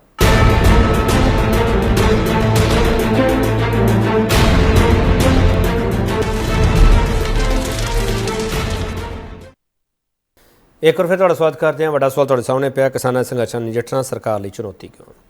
ਜਗਤਾਰ ਸਿੰਘ ਸੰਘੇੜਾ, ਜੇ ਮੁੱਖ ਮੰਤਰੀ ਨੇ ਬਿਆਨ ਦਿੱਤਾ ਹੈ, ਮੁੱਖ ਮੰਤਰੀ ਇੱਕ ਬਿਆਨ ਦਾ ਹਿੱਸਾ ਇਹ ਤਾਂ ਨਹੀਂ ਸੀ ਕਿਤੇ ਜਿਹੜਾ ਦਿੱਲੀ ਵਿੱਚ ਮੋਰਚਾ ਲੱਗਿਆ ਸੀ ਉਸ ਦੇ ਫੰਡਸ ਨੂੰ ਲੈ ਕੇ? ਮੈਂ ਤੁਹਾਡੇ ਤੋਂ ਸਮਝਣਾ ਚਾਹੁੰਦਾ ਕਿਉਂਕਿ ਮੈਂ ਇਸ ਕਰਕੇ ਸਵਾਲ ਕੀਤਾ ਦੋਨੋਂ ਜਥੇਬੰਦੀਆਂ ਨੂੰ। ਦੇਖੋ, ਮੈਂ ਤਾਂ ਅਸੀਂ ਨਹੀਂ ਇਹਨਾਂ ਗੱਲਾਂ 'ਚ KP ਸਿੰਘ ਜੀ ਪੈਣਾ ਚਾਹੁੰਦੇ। ਇਹਨਾਂ ਦੇ ਆਪਣੇ ਲੀਡਰ ਇੱਕ ਦੂਸਰੇ ਤੇ ਇਲਜ਼ਾਮ ਲਗਾ ਰਹੇ ਆ। ਰੁਲਦੂ ਸਿੰਘ ਮਾਨਸਾ ਜੀ ਨੇ ਸਪਸ਼ਟ ਤੌਰ ਤੇ ਗੱਲਾਂ ਕਹੀਆਂ ਹੈਗੀਆਂ, ਜੋ ਬਿਆਨਬਾਜ਼ੀ ਡੱਲੇਵਾਲ ਸਾਹਿਬ ਤੇ ਰੁਲਦੂ ਸਿੰਘ ਮਾਨਸਾ ਜੀ ਦੇ ਵਿੱਚ ਹੋਈ ਆ, ਉਹਦਾ ਮਤਲਬ ਅਸੀਂ ਤਾਂ ਉੱਥੇ ਵੀ ਨਹੀਂ ਟਿੱਪਣੀ ਕੀਤੀ ਹੈਗੀ। ਅਸੀਂ ਤਾਂ ਇਹ ਕਹਿੰਦੇ ਆ, ਜਿਸ ਤਰ੍ਹਾਂ BJP ਦੇ ਨੁਮਾਇੰਦੇ ਕਹਿ ਰਹੇ ਆ ਕਿ ਨੌਕਰੀ ਇਹਨਾਂ ਨੇ ਦੇਣੀ ਸੀ, ਅਸੀਂ 5 ਲੱਖ ਰੁਪਈਆ 624 ਪਰਿਵਾਰਾਂ ਨੂੰ ਦੇ ਚੁੱਕੇ ਆ। ਕਿਸਾਨਾਂ ਦੇ ਜਿਹੜੇ ਪੀੜਤ ਪਰਿਵਾਰ ਨੇ, ਜਿਨ੍ਹਾਂ ਦੇ 700 ਤੋਂ ਵੱਧ ਜਿਹੜੇ ਪਰਿਵਾਰਾਂ ਦੇ ਕਿਸਾਨ ਸ਼ਹੀਦ ਹੋਏ ਨੇ, ਇਹਨਾਂ ਦੀਆਂ ਭਾਰਤੀ ਜਨਤਾ ਪਾਰਟੀ ਵੱਲੋਂ ਕਾਲੇ ਕਾਨੂੰਨ ਪਾਸ ਕਰਨ ਕਰਕੇ 5 ਲੱਖ ਰੁਪਈਆ 600 ਪਰਿਵਾਰਾਂ ਨੂੰ ਦੇ ਚੁੱਕੇ ਆ, ਪ੍ਰਤੀ ਪਰਿਵਾਰ 326 ਨੌਕਰੀਆਂ ਦੇ ਚੁੱਕੇ ਆ, ਔਰ ਅਸੀਂ ਕਹਿੰਦੇ ਆ ਬਾਕੀ ਵੀ ਦੇਵਾਂਗੇ। ਅਸੀਂ ਕੰਮ ਕਰ ਰਹੇ ਆ, ਅਸੀਂ ਸਾਰੇ ਕੇਸ ਵੀ ਵਾਪਸ ਲੈ ਲਏ ਆ, ਖਰਾਬਾ ਵੀ ਪਿਛਲੇ 7 ਮਹੀਨੇ ਚ 80 ਕਰੋੜ ਦੇ ਚੁੱਕੇ ਆ, ਜਿਹੜਾ ਹੋਰ ਰਹਿੰਦਾ ਉਹ ਵੀ ਦੇਵਾਂਗੇ। ਪਹਿਲਾਂ ਪਿਛਲੇ ਮੈਨੂੰ ਸੰਘੇੜਾ ਸਾਹਿਬ ਥੋੜਾ ਸਮਝਾ ਦਿਓ, ਸੰਘੇੜਾ ਸਾਹਿਬ ਮੈਨੂੰ ਥੋੜਾ ਸਮਝਾ ਦਿਓ। ਡੱਲੇਵਾਲ ਸਾਹਿਬ ਦੀਆਂ ਜਿਹੜੀਆਂ ਮੰਗਾਂ ਸਰਕਾਰ ਉਹਨਾਂ ਨਾਲ ਇਤਫਾਕ ਰੱਖਦੀ ਹੈ ਜਾਂ ਨਹੀਂ ਰੱਖਦੀ? ਰਾਜੇਵਾਲ ਸਾਹਿਬ ਦੀਆਂ ਜਿਹੜੀਆਂ ਮੰਗਾਂ ਸਰਕਾਰ ਰਾਜੇਵਾਲ ਸਾਹਿਬ ਦੀਆਂ ਜਿਹੜੀਆਂ ਮੰਗਾਂ ਸਰਕਾਰ ਉਹਦੇ ਨਾਲ ਇਤਫਾਕ ਰੱਖਦੀ ਨਹੀਂ ਰੱਖਦੀ, ਉਹ ਸੂਬਾ ਸਰਕਾਰ ਦੇ ਅਧਿਕਾਰ ਖੇਤਰ ਵਿੱਚ ਆਉਂਦੀਆਂ ਜਾਂ ਕੇਂਦਰ ਸਰਕਾਰ ਕੋਲੇ ਜਾਣਗੀਆਂ? ਦੇਖੋ ਆਪਾਂ ਕੱਲੀ ਮੰਗ ਵਾਈਜ਼ ਤਾਂ ਬਹੁਤ ਲੰਬਾ ਹੋ ਜਾਏਗਾ। ਜੇ ਬਹੁਤ ਮੰਗਾਂ ਤੇ ਸਹਿਮਤੀ ਹੋ ਚੁੱਕੀ ਹੈ, ਡੱਲੇਵਾਲ ਸਾਹਿਬ ਦੇ ਵਿੰਗ ਦੇ ਕਾਫੀ ਕਿਸਾਨ ਬੁਲਾਰੇ ਵੱਖ-ਵੱਖ ਚੈਨਲ ਤੇ ਮੇਰੇ ਨਾਲ ਖੁਦ ਡੱਲੇਵਾਲ ਸਾਹਿਬ ਕਹਿ ਚੁੱਕੇ ਆ ਕਿ ਕਾਫੀ ਮੰਗਾਂ ਸਾਡੀਆਂ ਮੰਨੀਆਂ ਜਾ ਚੁੱਕੀਆਂ, ਕਾਫੀ ਨਹੀਂ ਮੰਗਾਂ ਦੀ ਬਹੁਤ ਗਿਣਤੀ, ਔਰ ਮੈਂ ਤੁਹਾਨੂੰ ਅੰਕੜੇ ਦੇ ਸਕਦਾ ਜਿਹੜੀਆਂ ਅਸੀਂ ਲਾਗੂ ਵੀ ਕਰ ਚੁੱਕੇ ਆ। ਪਿੱਛੇ ਪਰਾਲੀ ਦੀ ਗੱਲ ਵੀ ਚੱਲੀ ਆ, ਪਿੱਛੇ ਹੋਰ ਗੱਲਾਂ ਵੀ ਚੱਲੀਆਂ ਹੈ ਜੀ। ਸਿੱਧੀ ਬਿਜਾਈ ਦੀ ਵੀ ਅਸੀਂ 24.83 ਕਰੋੜ ਰੁਪਈਆ ਦੇ ਚੁੱਕੇ ਆ, ਔਰ ਜਿਹੜਾ 1000 ਰੁਪਈਆ ਗੈਪ ਦੇਣਾ ਸੀਗਾ ਉਹਦੇ ਵਿੱਚ ਵੀ 3457 ਕਿਸਾਨਾਂ ਨੂੰ ਫਾਇਦਾ ਹੋਇਆ। ਚਲੋ ਮੈਂ ਇੱਕ ਸਵਾਲ ਕਰ ਰਿਹਾ ਸੰਘੇੜਾ ਸਾਹਿਬ ਮੈਂ ਇੱਕ ਸਵਾਲ ਕਰ ਰਿਹਾ ਉਹਦਾ ਮੈਨੂੰ ਕਿਰਪਾ ਕਰਕੇ ਜਵਾਬ ਦੇ ਦਿਓ। ਮੈਂ ਆ ਰਿਹਾ ਸੁਰਿੰਦਰ ਕੰਵਲ ਤੁਹਾਡੇ ਕੋਲੇ। ਡੱਲੇਵਾਲ ਸਾਹਿਬ ਦੇ ਪਿੱਛੇ ਕੋਈ ਪੋਲੀਟੀਕਲ ਪਾਰਟੀ ਤਾਂ ਨਹੀਂ ਹੈਗੀ, ਰਾਜੇਵਾਲ ਸਾਹਿਬ ਦੇ ਪਿੱਛੇ ਕੋਈ ਪੋਲੀਟੀਕਲ ਪਾਰਟੀ ਤਾਂ ਨਹੀਂ ਹੈਗੀ ਸੰਘੇੜਾ ਸਾਹਿਬ, ਜਾਂ ਇਹ ਨਰੋਲ ਕਿਸਾਨੀ ਦੀਆਂ ਮੰਗਾਂ ਲਈ ਸੰਘਰਸ਼ ਕਰਦੇ ਪਏ ਦੋਨੋਂ ਲੀਡਰ? ਦੇਖੋ ਕੁਝ ਜਥੇਬੰਦੀਆਂ ਪੋਲੀਟੀਕਲ ਵੀ ਆ, ਵੈਸੇ ਮੈਂ ਤਾਂ ਐਸੇ ਬਹਿਸ ਚ ਪੈਂਦਾ ਹੀ ਨਹੀਂ ਹੈ। ਹਰ ਇੱਕ ਵਿਅਕਤੀ ਪੋਲੀਟੀਕਲ ਹੈ, ਮੈਂ ਤਾਂ ਇਹ ਕਹੂੰਗਾ ਪੋਲੀਟੀਕਲ ਹੋਣਾ ਕੋਈ ਮਾੜੀ ਗੱਲ ਨਹੀਂ ਹੈ। ਜਿਹੜੀਆਂ ਕੁਝ ਜਥੇਬੰਦੀਆਂ ਚੋਣਾਂ ਨਹੀਂ ਵੀ ਲੜਦੀਆਂ ਪਰ ਉਹ ਸਿਆਸੀ ਨੇ, ਆਪਾਂ ਨੂੰ ਸਿਆਸਤ ਦੀ ਗੱਲ। ਚਲੋ ਮੈਂ ਸੰਘੇੜਾ ਸਾਹਿਬ ਸਵਾਲ ਸਿੱਧਾ ਕਰ ਦਿੰਦਾ, ਸੰਘੇੜਾ ਸਾਹਿਬ ਜਦੋਂ ਕਿਸਾਨਾਂ ਨੇ ਉੱਥੇ ਦਿੱਲੀ ਵਿੱਚ ਮੋਰਚਾ ਲਾਇਆ, ਤੁਸੀਂ ਸਿੱਧੇ ਤੇ ਸਪਸ਼ਟ ਤੌਰ ਤੇ ਉਹਨਾਂ ਦਾ ਸਾਥ ਦਿੱਤਾ, ਤੁਸੀਂ ਉੱਥੇ ਜਾ ਕੇ ਬੈਠੇ, ਤੁਹਾਡੇ ਡਾਕਟਰਾਂ ਦਾ ਕੈਂਪ ਵੀ ਉੱਥੇ ਲਾਇਆ, ਤੁਸੀਂ ਪਾਣੀ ਹੋਰ ਇਹ ਉਹ ਮੰਗਾ ਤੁਸੀਂ ਉੱਥੇ ਪੂਰੀਆਂ ਕਰਨ ਦੀ ਕੋਸ਼ਿਸ਼ ਕੀਤੀ, ਤੁਸੀਂ ਹਮੇਸ਼ਾ ਦਾਅਵਾ ਕਰਦੇ ਸੰਘੇੜਾ ਸਾਹਿਬ। ਕਿਤੇ ਉਸ ਪਾਰਟੀ ਨੇ ਤੁਹਾਡੇ ਵਿਰੁੱਧ ਇਹਨਾਂ ਲੀਡਰਾਂ ਨੂੰ ਤਾਂ ਨਹੀਂ ਪਤਾ?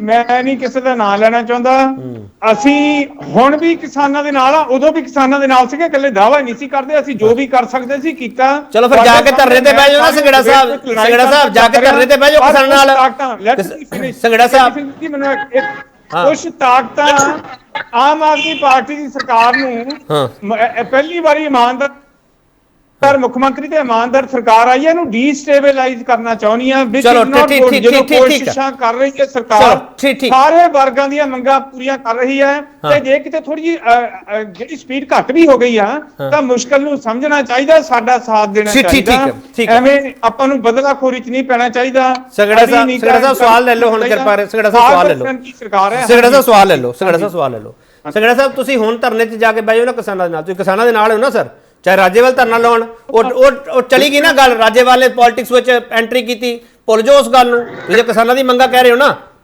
ਅਸੀਂ ਨਹੀਂ ਕਿਸੇ ਦੇ ਵਿਰੁੱਧ ਹੈਗੇ, ਸੰਧਮਾਦੀ ਜਾ ਕੇ ਆਏ ਆ, ਡੱਲੇਵਾਲ ਸਾਹਿਬ ਨੂੰ ਮਿਲ ਕੇ ਆਏ ਆ। ਅੱਛਾ ਇਹ ਤੇ ਕਿਹੜੀ ਗੱਲ ਆ? ਚਲੋ ਸਰਿੰਦਰ ਕਮਲ ਚਲੋ ਠੀਕ ਮੀਟਿੰਗਾਂ ਕੀਤੀਆਂ, ਅਸੀਂ ਤਾਂ ਕਹਿੰਦੇ ਆ ਕਿਸਾਨ ਵੀ ਸਾਡੇ, ਸਰਕਾਰ ਵੀ ਕਿਸਾਨਾਂ ਦੀ ਹੈ। ਚਲੋ ਠੀਕ ਪੀਪਲ ਫ੍ਰੈਂਡਲੀ ਤੇ ਫਾਰਮਰ ਫ੍ਰੈਂਡਲੀ ਸਰਕਾਰ ਹੈ। ਮੇਰੇ ਕੋਲ ਲਿਸਟ ਹੈ ਜਿੰਨੇ ਅਸੀਂ ਪੈਸੇ ਦੇ ਚੁੱਕੇ ਆ, ਮੈਂ ਨਹੀਂ ਇਹ ਕਹਿੰਦਾ ਕਿ ਸਾਰੀਆਂ ਪੂਰੀਆਂ ਹੋ ਚੁੱਕੀਆਂ ਆ, ਪਰ ਅਸੀਂ ਨਾਲੋਂ ਨਾਲ ਕਰ ਰਹੇ ਆ। ਔਰ ਮੇਰਾ ਦਾਅਵਾ ਆ ਪਿਛਲੇ 70 ਸਾਲ ਦੇ ਵਿੱਚ ਕਿਸੇ ਵੀ ਸਰਕਾਰ ਨੇ ਪਹਿਲੇ 7 ਮਹੀਨਿਆਂ ਚ ਇੰਨੇ ਵਾਅਦੇ ਪੂਰੇ ਕੀਤੇ ਹੋਣ। ਠੀਕ ਹੈ ਸੰਘੇੜਾ ਸਾਹਿਬ ਮੈਂ ਤੁਹਾਡਾ ਸਵਾਲ ਅੱਗੇ ਵਧਾ ਰਿਹਾ, ਸੰਘੇੜਾ ਸਾਹਿਬ ਮੈਂ ਤੁਹਾਡਾ ਸਵਾਲ ਅੱਗੇ ਵਧਾ ਰਿਹਾ, ਹੁਣ ਰੁਕ ਜਾਓ ਪਲੀਜ਼, ਹੁਣ ਰੁਕ ਜਾਓ। ਜੇ ਕਿਸਾਨ ਜਥੇਬੰਦੀਆਂ ਨੇ ਪਹਿਲੇ 7 ਮਹੀਨਿਆਂ ਚ ਇੰਨੇ ਧਰਨੇ ਲਾਏ ਹੋਣ, ਇਹ ਵੀ ਦੱਸ ਦੇਣ। ਚਲੋ ਠੀਕ ਹੈ। ਡਾਕਟਰ ਸੁਰਿੰਦਰ ਕੰਵਲ, ਜਗਤਾਰ ਸਿੰਘ ਸੰਘੇੜਾ ਨਾਮ ਨਹੀਂ ਲੈ ਰਹੇ, ਹਾਲਾਂਕਿ ਇਹਨਾਂ ਦੇ ਕੁਝ ਲੀਡਰ ਸਿੱਧਾ ਨਾਮ ਲੈ ਰਹੇ ਆ। ਡਾਕਟਰ ਸੁਰਿੰਦਰ ਕੰਵਲ ਇਹ ਕਹਿੰਦੇ ਸਾਡੀ ਸਰਕਾਰ ਨੂੰ ਅਸਥਿਰ ਕਰਨ ਦੇ ਲਈ ਇਹ ਸਾਰੀਆਂ ਕੋਸ਼ਿਸ਼ਾਂ ਕੀਤੀਆਂ ਜਾ ਰਹੀਆਂ, ਚਾਹੇ ਉਹਦੇ ਵਿੱਚ ਕਿਸਾਨ ਆਗੂ ਮੋਹਰੇ ਬਣਾਏ ਜਾ ਰਹੇ ਆ। ਹਾਲਾਂਕਿ ਜਗਤਾਰ ਸਿੰਘ ਸੰਘੇੜਾ ਅਸਿੱਧੇ ਤੌਰ ਤੇ ਗੱਲ ਕਰ ਰਹੇ, ਸਿੱਧੇ ਤੌਰ ਤੇ ਨਹੀਂ ਕਹਿ ਰਹੇ, ਮੈਂ ਉਹਨਾਂ ਦੇ ਬਿਆਨ ਨੂੰ ਇਨ-ਬਿਨ ਕੋਟ ਕਰ ਰਿਹਾ। ਡਾਕਟਰ ਸੁਰਿੰਦਰ ਕੰਵਲ,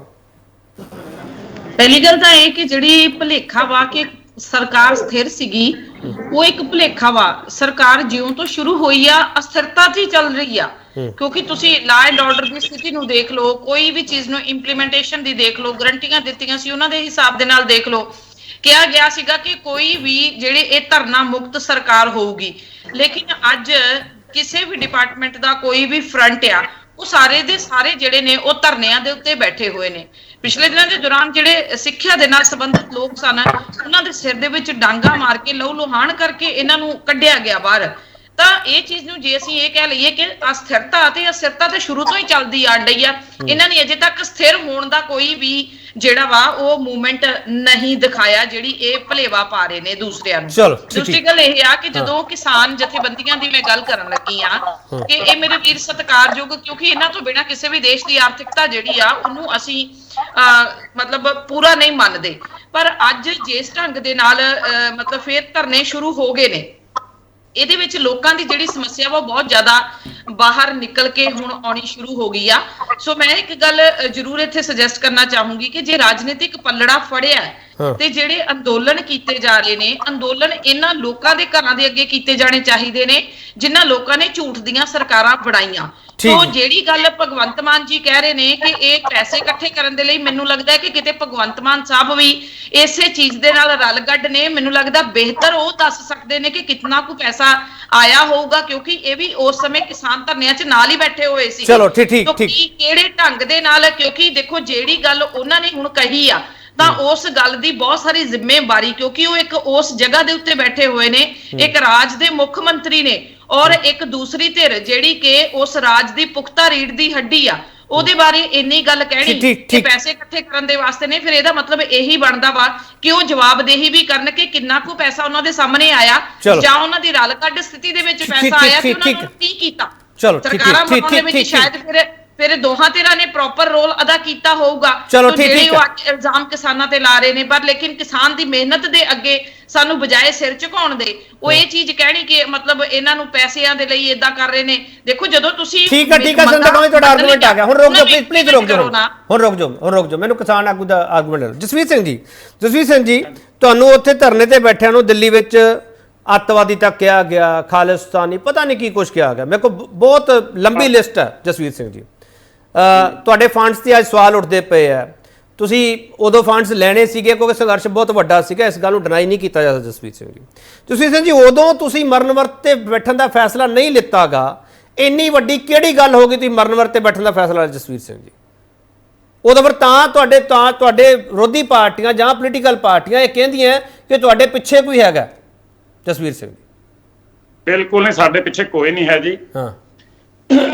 ਉਦੋਂ ਸਾਰੀਆਂ ਜਥੇਬੰਦੀਆਂ, ਬਹੁਤ ਸਾਰੀਆਂ ਜਥੇਬੰਦੀਆਂ ਸੀ ਉਦੋਂ, ਸਾਰੀਆਂ ਜਥੇਬੰਦੀਆਂ ਦੀ ਜਿਹੜੀ ਉਹ ਮਨਜ਼ੂਰੀ ਉਹ ਲੈਣੀ ਪੈਣੀ ਸੀ। ਬਾਕੀ ਜਿਹੜੀ ਗੱਲ ਹੁਣੇ ਕਹੀ ਹੈ ਸੰਘੇੜਾ ਸਾਹਿਬ ਨੇ ਕਿ ਅਸੀਂ ਸਿੱਧੀ ਬਿਜਾਈ ਦੇ ਪੈਸੇ ਪਾ ਚੁੱਕੇ ਆ, ਮੈਨੂੰ ਨਹੀਂ ਦੇਖਿਆ ਕੋਈ ਕਿਸਾਨ, ਮੈਂ ਤਾਂ ਸਟੇਜਾਂ ਤੋਂ ਪੁੱਛਦਾ ਰਹਿਣਾ ਭਾਈ ਕਿਸੇ ਨੂੰ ਸਿੱਧੀ ਬਿਜਾਈ ਦੇ ਪੈਸੇ ਆਏ ਹੋਣ। ਸਾਡੇ ਗੈਲ ਬਹੁਤ ਸਾਰੀਆਂ ਮੀਟਿੰਗਾਂ ਹੋ ਗਈਆਂ ਇਸ ਪੰਜਾਬ ਸਰਕਾਰ ਦੀਆਂ, ਇਹ ਆਪਣੀਆਂ ਮੰਗਾਂ ਮੰਨਦੇ ਨੇ, ਮੰਨ ਲੈਂਦੇ ਜੋ ਵੀ ਅਸੀਂ ਮੰਗਾਂ ਰੱਖਦੇ ਆ, ਪਰ ਉਹਨਾਂ ਨੂੰ ਲਾਗੂ ਨਹੀਂ ਕਰਦੇ, ਅਮਲੀ ਜਾਮਾ ਨਹੀਂ ਪਹਿਨਾਉਂਦੇ। ਇਹਨਾਂ ਨੇ ਸਾਨੂੰ ਮਜਬੂਰ ਕਰਤਾ ਧਰਨੇ ਲਾਉਣੇ ਜਾਂ ਡੱਲੇਵਾਲ ਸਾਹਿਬ ਨੂੰ ਮਰਨ ਵਰਤ ਤੇ ਬੈਠਣ ਦੇ। ਸਾਨੂੰ ਕੋਈ ਸ਼ੱਕ ਨਹੀਂ ਕਿ ਅਸੀਂ ਰੋਡ ਜਾਮ ਕਰੀਏ ਜਾਂ ਅਸੀਂ ਧਰਨੇ ਲਾਈਏ, ਸਾਡਾ ਵੀ ਆਪਣੇ ਘਰਾਂ ਦੇ ਵਿੱਚ ਆਰਾਮ ਨਾਲ ਸੌਣ ਨੂੰ ਮਨ ਕਰਦਾ, ਪਰ ਸਰਕਾਰ ਨੂੰ ਆਮ ਪਬਲਿਕ ਨੇ ਐਡੀ ਵੱਡੀ ਢੰਗ ਨਾਲ ਸਤਾ ਦਵਾਈ ਹੈ। ਇਹਨਾਂ ਨੇ ਆਪਣੇ ਚੋਣ ਮੈਨੀਫੈਸਟੋ ਦੇ ਵਿੱਚ ਜੋ ਕੁਝ ਕਿਹਾ ਉਹਨੂੰ ਇਹ ਇੰਪਲੀਮੈਂਟ ਕਰਨ। ਠੀਕ ਹੈ ਜਸਵੀਰ ਜੀ, ਵਾਪਸ ਕਮਲਜੀਤ ਤੁਸੀਂ ਤਾਂ ਦਿੱਲੀ ਨੂੰ ਘੇਰਨਾ ਚਾਹੁੰਦੇ ਸੀਗੇ, ਹੁਣ ਤੁਸੀਂ ਸਾਰੀਆਂ ਕਿਸਾਨ ਜਥੇਬੰਦੀਆਂ ਨੇ ਹੈ ਅਲੱਗ-ਅਲੱਗ ਟਰੈਕ ਤੇ ਤੁਸੀਂ, ਪਰ ਤੁਸੀਂ ਫੈਸਲਾ ਕੀਤਾ ਕਿ ਸੂਬਾ ਸਰਕਾਰ ਨੂੰ ਘੇਰਨਾ ਤੇ ਤੁਹਾਡੀਆਂ ਉਹ ਮੰਗਾਂ ਜਿਹੜੀਆਂ ਤੁਸੀਂ ਮੋਰਚਾ ਜਦੋਂ ਮੁਲਤਵੀ ਕਰਕੇ ਆਏ ਸੀਗੇ, ਕਮਲਜੀਤ ਅਨਮਿਊਟ ਕਰ ਲਿਓ ਆਪਣੇ ਆਪ ਨੂੰ, ਤੁਸੀਂ ਉਹ ਮੋਰਚਾ ਮੁਲਤਵੀ ਕਰਕੇ ਆਏ ਸੀਗੇ, ਤੁਸੀਂ ਹੁਣ ਇਹ ਫੈਸਲਾ ਕਿਉਂ ਕਰ ਲਿਆ ਕਿ ਸੂਬਾ ਸਰਕਾਰ ਨੂੰ ਹੀ ਘੇਰਨਾ ਜੋ ਮਰਜ਼ੀ ਹੋ ਜਾਏ? ਕਮਲਜੀਤ ਦੇਖੋ ਦੋ ਸਥਿਤੀਆਂ ਨੇ, ਐਸਾ ਨਹੀਂ ਹੈ ਕਿ ਜੋ ਮਰਜ਼ੀ ਹੋ ਜਾਏ ਸੂਬਾ ਸਰਕਾਰ ਨੂੰ ਘੇਰਨਾ ਹੈ। ਦੋ ਸਥਿਤੀਆਂ ਨੇ, ਇੱਕ ਸਾਡੀਆਂ ਉਹ ਮੰਗਾਂ ਨੇ ਜਿਹੜੀਆਂ ਮੋਦੀ ਸਾਹਿਬ ਨੇ ਉਦੋਂ ਬਾਵਜੂਦ ਇਸਦੇ ਕਿ ਉਹਨਾਂ ਨੂੰ ਝੁਕਣਾ ਪਿਆ, ਬਾਵਜੂਦ ਇਸਦੇ ਕਿ ਉਹਨਾਂ ਨੂੰ ਲੋਕਾਂ ਦੇ ਰੋਹ ਦੇ ਮੂਹਰੇ ਪਿੱਛੇ ਹਟਣਾ ਪਿਆ, ਹਲੇ ਤੱਕ ਜਿਹੜੀ ਉਹ ਸਵਾਲ ਉਦੋਂ ਸਾਡੇ ਨਾਲ ਤੈਅ ਹੋਏ ਸੀ ਜਿਹਦੇ ਚ MSP ਦੇ ਉੱਤੇ ਕਮੇਟੀ ਬਣਾਉਣ ਦਾ ਮਾਮਲਾ ਸੀ, ਉਸ ਤੋਂ ਬਾਅਦ ਜੋ ਲਖੀਮਪੁਰ ਖੀਰੀ ਦੇ ਵਿੱਚ ਹੋਇਆ ਉਹਦਾ ਨਿਆਂ ਅੱਜ ਤੱਕ ਨਹੀਂ ਮਿਲਿਆ, ਜੋ ਸਾਡੇ ਨਾਲ ਉਦੋਂ ਵਾਅਦੇ ਹੋਏ ਸੀ ਉਹ ਪੂਰੇ ਨਹੀਂ ਹੋਏ। ਇੱਕ ਉਹ ਸਵਾਲ ਹੈ। ਦੂਜਾ ਮਾਮਲਾ ਜਿਹੜਾ ਹੈ, ਜੋ ਦੋ ਵੱਡੇ ਮਾਮਲੇ, ਇੱਕ ਜਿਹੜਾ ਖਰਾਬੇ ਦੀ ਗੱਲ ਹੁਣੇ ਆਮ ਆਦਮੀ ਪਾਰਟੀ ਦੇ ਆਗੂ ਕਹਿ ਰਹੇ ਨੇ, ਖਰਾਬੇ ਦਾ ਹਲੇ ਤੱਕ ਘੱਟੋ ਘੱਟ ਮੈਂ ਮੋਹਾਲੀ ਜ਼ਿਲ੍ਹੇ ਤੋਂ ਲੈ ਕੇ ਰੋਪੜ ਜ਼ਿਲ੍ਹੇ, ਇਹ ਪੂਰੇ ਜਿਹੜੇ ਕੰਢੀ ਖੇਤਰ ਦਾ ਖਾਸ ਕਰਕੇ ਜਿਹੜਾ ਝੋਨੇ ਦੇ ਵਿੱਚ ਜ਼ਿਆਦਾ ਜਿਹੜਾ ਅਫੈਕਟਡ ਹੋਇਆ ਸੀਗਾ ਡਵਾਰਫਿਜ਼ਮ ਦਾ, ਉਹ ਹਲੇ ਤੱਕ ਨਹੀਂ ਆਇਆ। ਉਹ ਹਲੇ ਤੱਕ ਕਿਸਾਨ ਜਿਹੜੇ ਨੇ ਉਹ ਅਗਲੀ ਬਿਜਾਈ ਕਰ ਚੁੱਕੇ ਨੇ। ਤੇ ਦੂਜੀ ਗੱਲ, ਉਹਨਾਂ ਨੂੰ ਹਲੇ ਤੱਕ ਇਹ ਨਹੀਂ ਪਤਾ ਕਿ ਦੁਬਾਰਾ ਉਹਨਾਂ ਦੀਆਂ ਜਿਹੜੀਆਂ ਜ਼ਮੀਨਾਂ ਨੇ ਉਹਦੇ ਵਿੱਚ ਉਸ ਕਿਸਮ ਦਾ ਵਾਇਰਸ ਹੋਏਗਾ ਕਿ ਨਹੀਂ ਹੋਏਗਾ, ਉਹਦੀ ਕੋਈ ਜਾਂਚ ਨਹੀਂ ਹੋਈ। ਤੇ ਜਿਹੜੇ ਇੱਕ ਵੱਡਾ ਸਵਾਲ ਜਿਹੜਾ ਆਬਾਦਕਾਰਾਂ ਦੇ ਮਾਮਲੇ ਜ਼ਮੀਨ ਦੀ ਗੱਲ ਹੋ ਰਹੀ ਹੈ, ਕੰਢੀ ਖੇਤਰ ਸਾਰਾ ਪਠਾਨਕੋਟ ਤੱਕ, ਕਪੂਰਥਲੇ ਦਾ ਕੱਲ ਮੁਜ਼ਾਹਰਿਆਂ ਦਾ ਮਾਮਲਾ ਇੱਥੇ ਚੰਡੀਗੜ੍ਹ ਖੇਤੀ ਮੰਤਰੀ ਕੋਲ ਪਹੁੰਚਿਆ ਹੋਇਆ ਸੀ। ਇਹ ਹਾਲਤ ਬਣ ਗਈ ਹੈ ਕਿ ਜਿਹੜੀ ਲੋਕਾਂ ਦੇ ਮਤਲਬ ਪੀੜ੍ਹੀ ਦਰ ਪੀੜ੍ਹੀ ਜਿੱਥੇ ਬੈਠੇ ਸੀ, ਖੇਤੀ ਕਰਦੇ ਸੀ, ਆਪਣੇ ਗੁਜ਼ਾਰਾ ਚਲਾਉਂਦੇ ਸੀ, ਉਸ ਜ਼ਮੀਨ ਨੂੰ ਅਚਾਨਕ ਜਿਹੜਾ ਹੈਗਾ ਇਹ ਸਰਕਾਰੀਕਰਨ ਜਿਹੜਾ ਹੈ ਉਹ ਕੀਤਾ ਜਾ ਰਿਹਾ ਹੈ। ਜਦੋਂ ਕਿ ਜੇ ਮੋਹਾਲੀ ਜ਼ਿਲ੍ਹੇ ਦੀ ਮੈਂ ਗੱਲ ਕਰਾਂ ਤਾਂ ਇੱਥੇ ਵੱਡੇ ਵੱਡੇ ਅਫਸਰਾਂ ਦੇ ਕਿੰਦੇ ਅੰਡਰ ਆਉਂਦਾ ਸਿੱਧਾ ਸਿੱਧਾ ਕਮਲਜੀਤ ਇਹ ਸਾਰਾ ਮਾਮਲਾ ਕਿੰਦੇ ਅੰਡਰ ਆਉਂਦਾ ਸਿੱਧਾ ਸਿੱਧਾ? ਇਹ ਸਾਰਾ ਮਾਮਲਾ ਪੰਜਾਬ ਸਰਕਾਰ ਦਾ ਕੰਮ ਹੈ, ਮੁਆਵਜ਼ਾ ਦੇਣਾ ਪੰਜਾਬ ਸਰਕਾਰ ਦਾ ਕੰਮ ਹੈ। ਤੇ ਜਿਹੜੀਆਂ ਜ਼ਮੀਨਾਂ ਖੋਈਆਂ ਜਾ ਰਹੀਆਂ ਨੇ ਮੋਹਾਲੀ ਜ਼ਿਲ੍ਹੇ ਦੇ ਕਿਸਾਨਾਂ ਦੇ, ਅੱਜ ਵੀ ਅਸੀਂ ਮੀਟਿੰਗਾਂ ਕਰਦੇ ਆਏ ਹਾਂ ਉਹਨਾਂ ਪਿੰਡਾਂ ਦੇ ਵਿੱਚ, ਉੱਥੇ ਹਲੇ ਜ਼ਮੀਨ ਜਿਹੜੀ ਹੈ ਉਹਨੂੰ ਜਾਣ ਦਾ ਖਤਰਾ ਜਿਹੜਾ ਹੈ ਲੋਕਾਂ ਦੇ ਵਿੱਚ ਦੁਬਾਰਾ ਫੈਲ ਗਿਆ ਹੈ। ਲੋਕ ਜਿਹੜੇ ਨੇ ਉਹ ਚਿੰਤਤ ਨੇ ਵੀ ਉਹਨਾਂ ਦੀ ਜ਼ਮੀਨ ਜਿਹੜੀ ਹੈ। ਚਲੋ ਮੈਂ ਛੋਟਾ ਬ੍ਰੇਕ ਲੈ ਕੇ ਕਮਲਜੀਤ ਵਾਪਸ ਆ ਰਿਹਾ, ਸਰਕਾਰੀ ਕਰ ਦਿੱਤੀ ਜਾਵੇ। ਚਲੋ ਮੈਂ ਛੋਟਾ ਬ੍ਰੇਕ ਲੈ ਕੇ ਵਾਪਸ ਆ ਰਿਹਾ, ਮੈਂ ਆ ਰਿਹਾ ਵਾਪਸ ਆ ਰਿਹਾ। ਸੂਬਾ ਸਰਕਾਰ ਦੇ ਨਾਲ ਸਾਨੂੰ ਇਹਦੇ ਤੇ ਠੀਕ ਆਖਰੀ ਹਿੱਸੇ ਵਿੱਚ ਅਸੀਂ ਹੋਵਾਂਗੇ। ਸੂਬਾ ਸਰਕਾਰ ਦਾ ਇਹ ਕਹਿੰਦੇ ਮਾਮਲਾ ਹੈਗਾ ਜ਼ਮੀਨਾਂ ਦਾ, ਉਸ ਨੂੰ ਸਮਝਣ ਦੀ ਕੋਸ਼ਿਸ਼ ਕਰ ਰਹੇ, ਵਾਪਸ ਆ ਰਹੇ।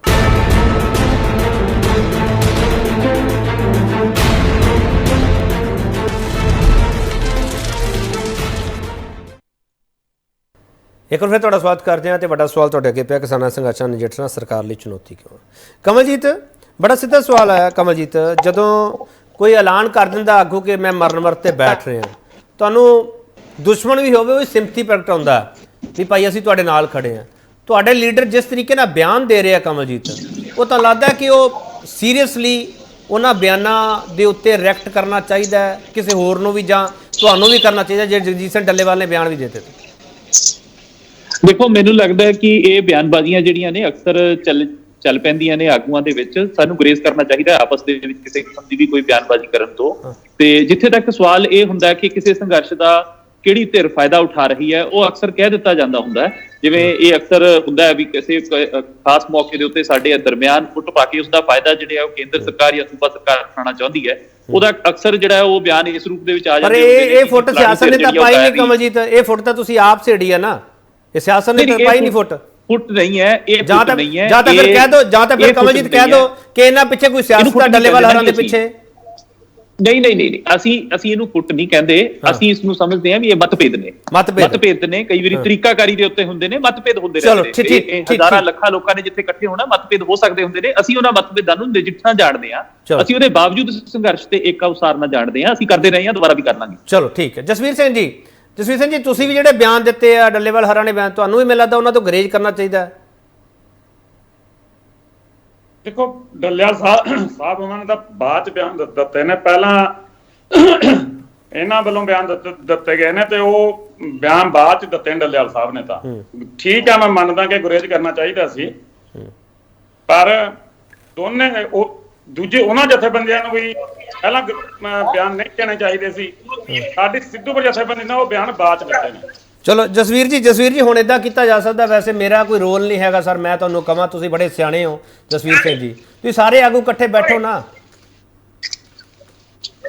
ਦੇਖੋ, ਪਰਮਾਤਮਾ ਕਰੇ ਕੋਈ ਸਹੀ ਸਮਾਂ ਆਵੇ ਤੇ ਕੋਈ ਸਮਾਂ ਬਣ ਜਾਏਗਾ ਤਾਂ ਇਕੱਠੇ ਬਹਿ ਜਾਾਂਗੇ, ਕੋਈ ਬੜੀ ਗੱਲ ਕੇਪੀ ਜੀ ਇਹਦੇ ਤੇ ਮੇਰੀ ਵੀ ਟੇਕ ਜਿਹੜਾ ਲੈ ਲਿੱਤੀ ਜਾਵੇ। ਮੈਨੂੰ ਲੱਗਦਾ ਹੈ ਇਹ ਇਕੱਠੇ ਬੈਠਣਾ ਕੋਈ ਬਹੁਤੀ ਦੂਰ ਦੀ ਕੌਡੀ ਨਹੀਂ, ਇਹ ਹੋ ਜਾਣਾ ਹੈ। ਸੰਘਰਸ਼ ਨੂੰ ਛੇੜਨ ਦਿਓ, ਅੱਜ ਹੀ ਕਰ ਲਓ ਸਰ, ਅੱਜ ਹੀ ਕਰ ਲਓ। ਇਹ ਹੋ ਜਾਏਗਾ, ਇਹ ਅੱਜ ਵੀ ਹੋ ਸਕਦਾ ਹੈ, ਇਹ ਅੱਜ ਵੀ ਹੋ ਸਕਦਾ, ਕੱਲ ਵੀ ਹੋ ਸਕਦਾ ਹੈ। ਬੜੀ ਮੈਂ ਨਹੀਂ ਚਾਹੁੰਦਾ ਨਹੀਂ, ਅਸੀਂ ਕੋਈ ਲੜਨਾ ਵੀ ਨਹੀਂ ਔਰ ਨਾ ਹੀ ਕਿਸੇ ਦੇ ਲੜਾਈਆਂ ਲੜਦੇ ਆ। ਸਵਾਲ ਇਹ ਆ ਕਿ ਸਾਡਾ ਜਿਹੜਾ ਮੁੱਖ ਨਿਸ਼ਾਨਾ ਹੈ, ਮੈਂ ਸਮਝਦਾ ਹਾਂ ਅੱਜ ਜੇ ਇੱਥੇ ਭਾਰਤੀ ਜਨਤਾ ਪਾਰਟੀ ਦੇ ਨੁਮਾਇੰਦੇ ਬੈਠੇ ਨੇ ਤੇ ਅੱਜ ਉਹ ਦਾਅਵੇ ਕਰ ਰਹੇ ਨੇ ਕਿ ਕਿਸਾਨਾਂ ਦੇ ਮਤਲਬ ਉਹਨਾਂ ਨੇ ਕੀ ਕੀਤਾ ਤੇ ਕੀ ਨਹੀਂ ਕੀਤਾ, ਸਗੋਂ ਮੈਨੂੰ ਲੱਗਦਾ ਸਵਾਲ ਸਾਡੇ ਆਪਸ ਦੇ ਵਿੱਚ ਨਹੀਂ, ਸਵਾਲ ਸਾਡੇ ਭਾਰਤੀ ਜਨਤਾ ਪਾਰਟੀ ਨੂੰ ਨੇ, ਸਵਾਲ ਸਾਡੇ ਸੂਬਾ ਸਰਕਾਰ ਨੂੰ ਨੇ। ਸੂਬਾ ਸਰਕਾਰ ਜਵਾਬ ਦੇਵੇ ਕਿ ਕਿਸਾਨਾਂ ਦੇ ਖਰਾਬੇ ਦਾ ਮੁਆਵਜ਼ਾ ਕਿਉਂ ਨਹੀਂ ਆ ਰਿਹਾ। ਸੂਬਾ ਸਰਕਾਰ ਜਵਾਬ ਦੇਵੇ ਕਿਉਂ ਜਿਹੜੇ ਨੇ ਉਹ ਕਿਸਾਨੀ ਦੇ ਬਾਰੇ ਜਿਹੜੇ ਸਵਾਲ ਉਹਨਾਂ ਨੇ ਉਹਨਾਂ ਦੇ ਉੱਤੇ ਕੀ ਕੀਤਾ। ਚਲੋ ਕਮਲ ਜੀ ਠੀਕ ਹੈ। ਜਗਤਾਰ ਸਿੰਘ ਤੁਹਾਡਾ ਸਵਾਲ ਲੈ ਰਿਹਾ ਮੈਂ। ਜਗਤਾਰ ਸਿੰਘ ਸੰਘੇੜਾ, ਪਾਣੀਆਂ ਦਾ ਮੁੱਦਾ, ਜ਼ਮੀਨਾਂ ਦਾ ਮੁੱਦਾ ਤੇ ਖਰਾਬੇ ਦਾ ਮੁੱਦਾ ਹੈ। ਬਹੁਤ ਵੱਡੇ ਮੁੱਦੇ ਆ ਜਗਤਾਰ ਸਿੰਘ ਸੰਘੇੜਾ। ਇਹ ਕਿਸਾਨਾਂ ਦੀ ਫੁੱਟ ਤੇ ਸਾਰੇ ਚੈਨਲਾਂ ਦੇ ਉੱਤੇ ਡਿਬੇਟ ਖੜੀ ਕਰਕੇ ਜਿਹੜੇ ਅਸਲ ਮੁੱਦੇ ਆ ਕਿਸਾਨਾਂ ਦੇ ਉਹਨਾਂ ਨੂੰ ਡੀਰੇਲ ਕਰਨ ਦੀ ਕੋਸ਼ਿਸ਼ ਕੀਤੀ ਹੈ ਜਗਤਾਰ ਸਿੰਘ ਸੰਘੇੜਾ।